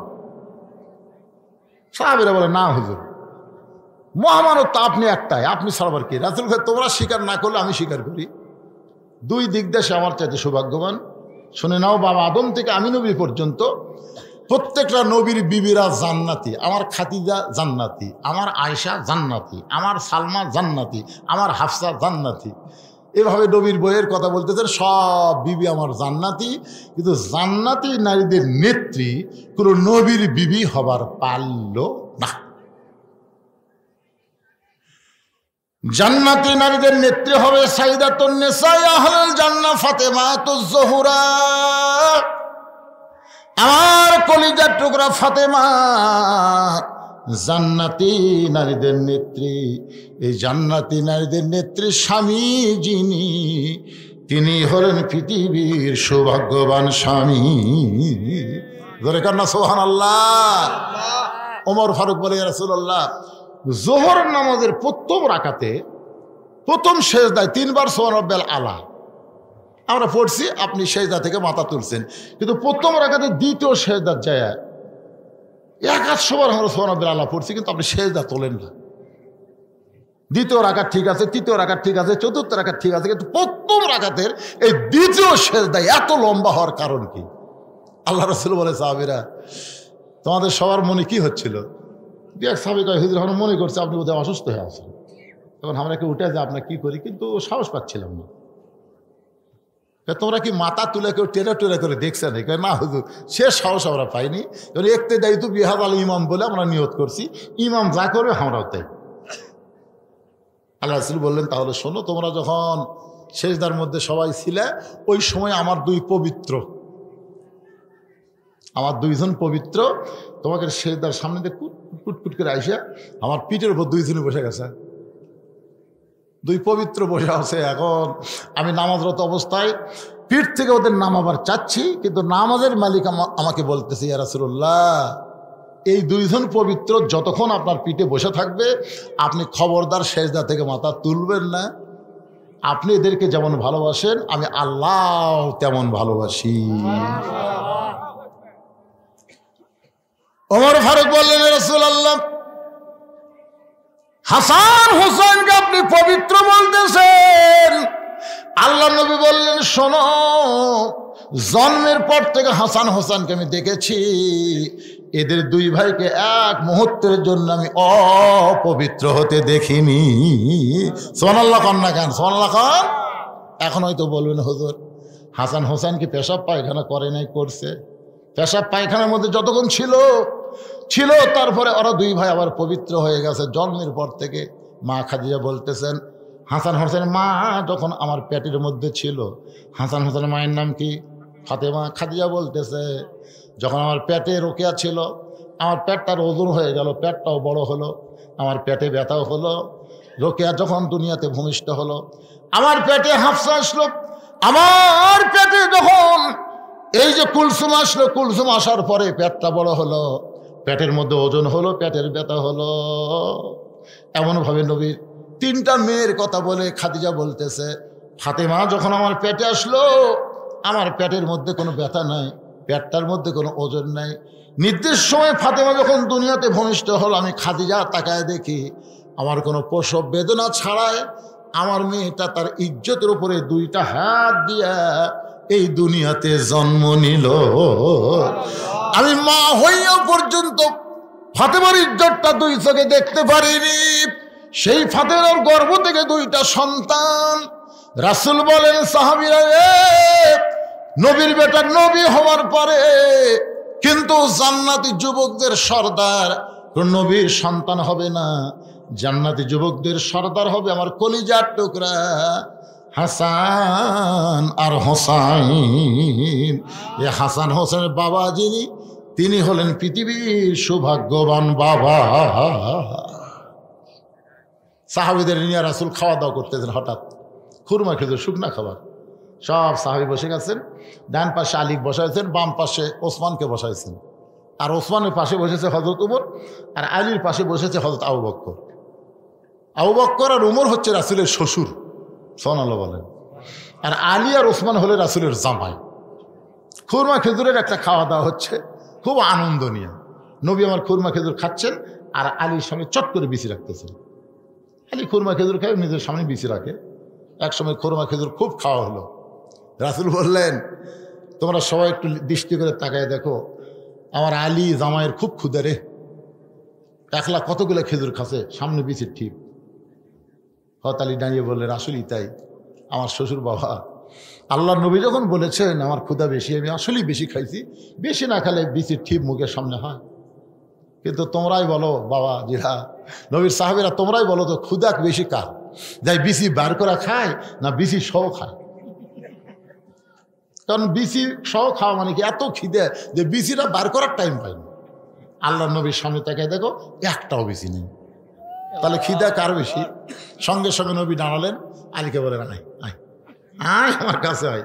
আলীকে বুকের মধ্যে নিয়ে কপালে একটা চুমু দিয়ে বললেন, আলী,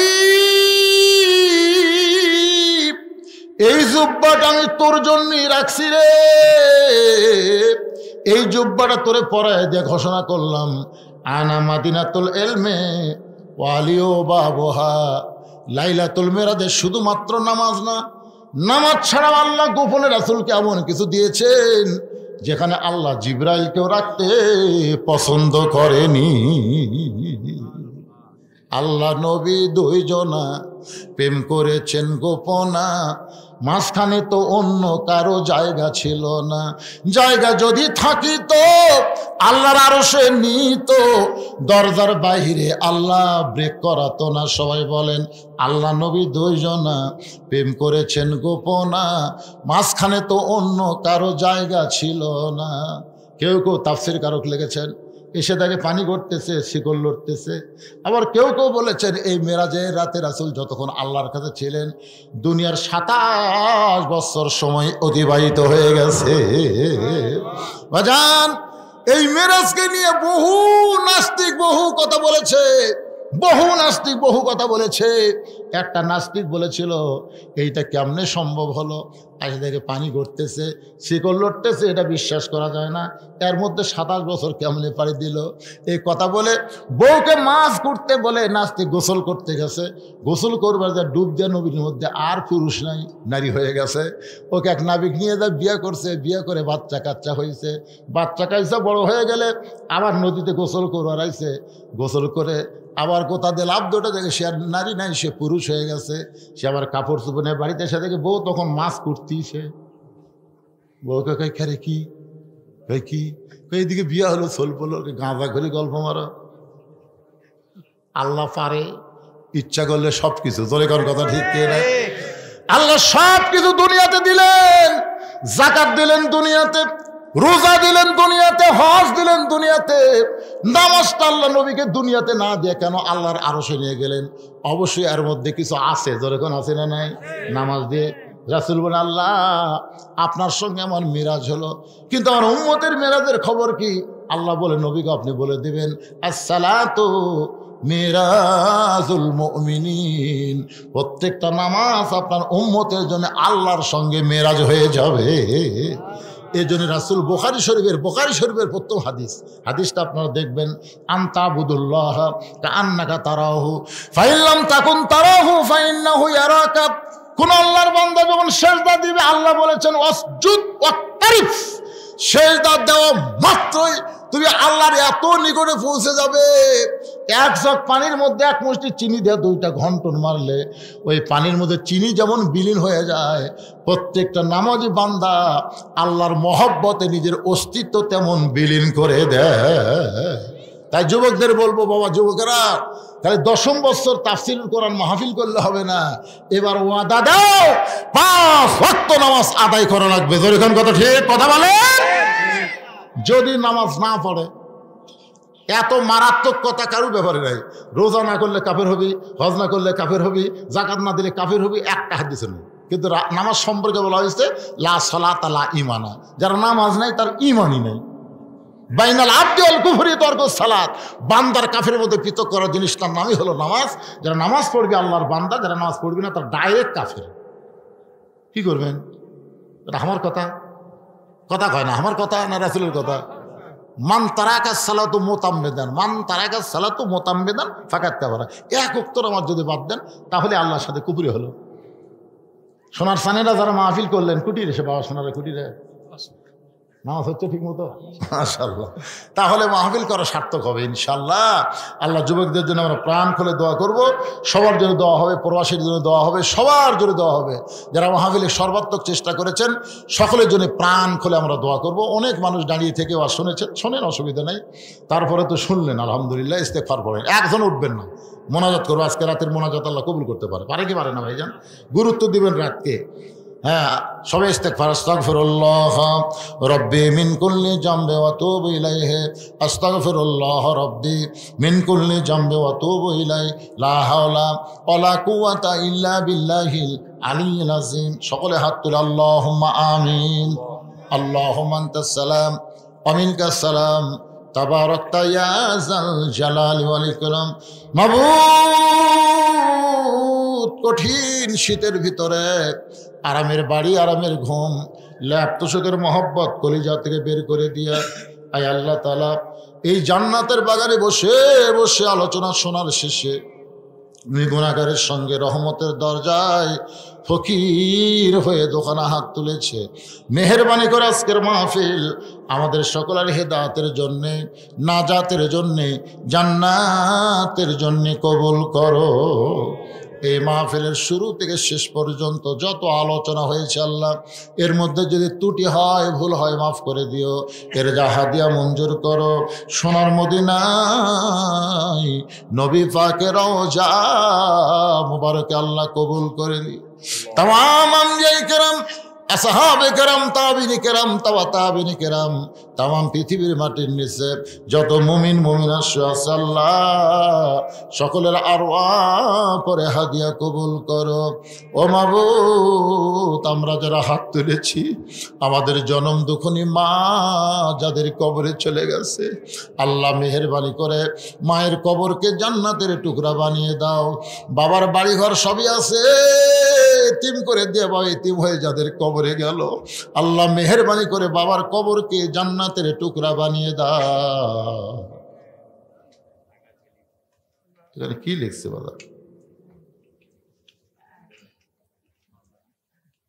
এরা তো মোনাজাতের মধ্যে হয়। আল্লাহ, তোমার বান্দারা অনেক টাকা পয়সা খরচ করে, অনেক ত্যাগ স্বীকার করে আজকের জান্নাতের বাগান লাগাই দিছে। এই যুব কাফেলাকে আল্লাহ তুমি কোরআনের জন্য কবুল করো, ইসলামের জন্য কবুল করো, নামাজের জন্য কবুল করে নাও। আজকের মাহফিলের সম্মানিত সভাপতিকে আল্লাহ তুমি কবুল করো। আল্লাহ, আজকের মাহফিলের প্রধান অতিথি, বিশেষ অতিথি কবুল করো। আলেম ওলামাদের কবুল করো, হাফেজ কারি ইমামদের কবুল করো, হাজী সাহেবদের কবুল করো, মুরব্বীদের কবুল করো। খাস করে আমার মা বোনদের কাবেদা সালেহা পদ্মানিকে কবুল করে মা ফাতেমার চরিত্র দিয়ে দাও। আল্লাহ, মঞ্চে বসে একটা ছেলে অসুস্থ, তার চেহারা দেখলেই বোঝা যায়। এছাড়াও যারা অসুস্থ অবস্থায় হাত তুলেছে, আমি নিজে অসুস্থ, আল্লাহ সবকে সুস্থতার নিয়ামত দান করে দাও। আল্লাহ, আমার প্রবাসী ভাইদের জন্য দোয়া চাওয়া হয়েছে। আল্লাহ, এদের মধ্যে অনেকে হয়তো দুনিয়া থেকে কবরে চলে গেছে। ও আল্লাহ, যেখানে থাক সুন্দর থাক। এই মাহফিলের জন্য যারা সর্বাত্মক সহযোগিতা করলো, মোনাজাতের সঙ্গে সঙ্গে আজকের মাহফিলের সমাপ্তি হয়ে যাবে। আগামী বছর পর্যন্ত আমরা বাঁচা থাকবো তার কোনো গ্যারান্টি নেই। আজকে পবিত্র রাতের ওসিলায়, এই লাইলাতুল মিরাজের রাতের ওসিলায় আল্লাহ আমাদের দোয়াকে কবুল করে নাও, আমাদেরকে 5 ওয়াক্ত নামাজি হওয়ার তৌফিক দাও। আল্লাহ, কে কোন নিয়তে হাত তুলেছে সকলের নেক নিয়ত নিরাশাকে আল্লাহ কবুল করো। সুবহান রাব্বিকা রাব্বিল ইজ্জাতি আম্মা ইয়াসিফুন ওয়া সালামুন আলাল মুরসালিন আলহামদুলিল্লাহি রাব্বিল আলামিন ওয়া হাক্কা লা ইলাহা ইল্লাল্লাহু মুহাম্মাদুর রাসূলুল্লাহ। চেয়ারে বসে নামাজ হবে কিনা? চেয়ারে বসে নামাজ হবে, বাড়িতে মসজিদে হবে না, কারণ কাতার সোজা করার জন্য চেয়ার চলবে না। মসজিদে নামাজ পড়লে জামাতে কাতার সোজা করা কারিবুল ফরজ, এই জন্য চেয়ার চলবে, বাড়িতে চলবে না। সুস্থ শরীরে বসে নামাজ হবে কিনা? সুস্থ শরীরে বসে নামাজ পড়বি কেন? লেটা পরে সেজদা না দিয়ে নামাজ হবে কিনা? কি কয় রে বা, নামাজ নিয়ে কোনো ইয়ার কি মারেন না। আল্লাহ বলেছেন নামাজের যে কয়টা ফরজ আছে তার মধ্যে একটা ফরজ হলো দাঁড়িয়ে নামাজ পড়া। লেটা পড়া বসে থেকে আল্লাহ ইচ্ছা করলে এমন বসে দিবি তার জীবনে খারাপ হয়ে পারবে না, তখন কি করবেন? ঠিক আছে,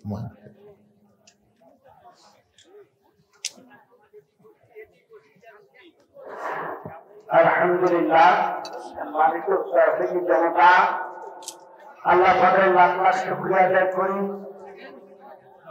আমাদের আজকের প্রধান আলোচক যে বিষয়টি আলোচনা করলেন, বিশেষ করে নামাজ, আল্লাহ পাক আমাদেরকে সকলকে 5 ওয়াক্ত নামাজ জামাতের সাথে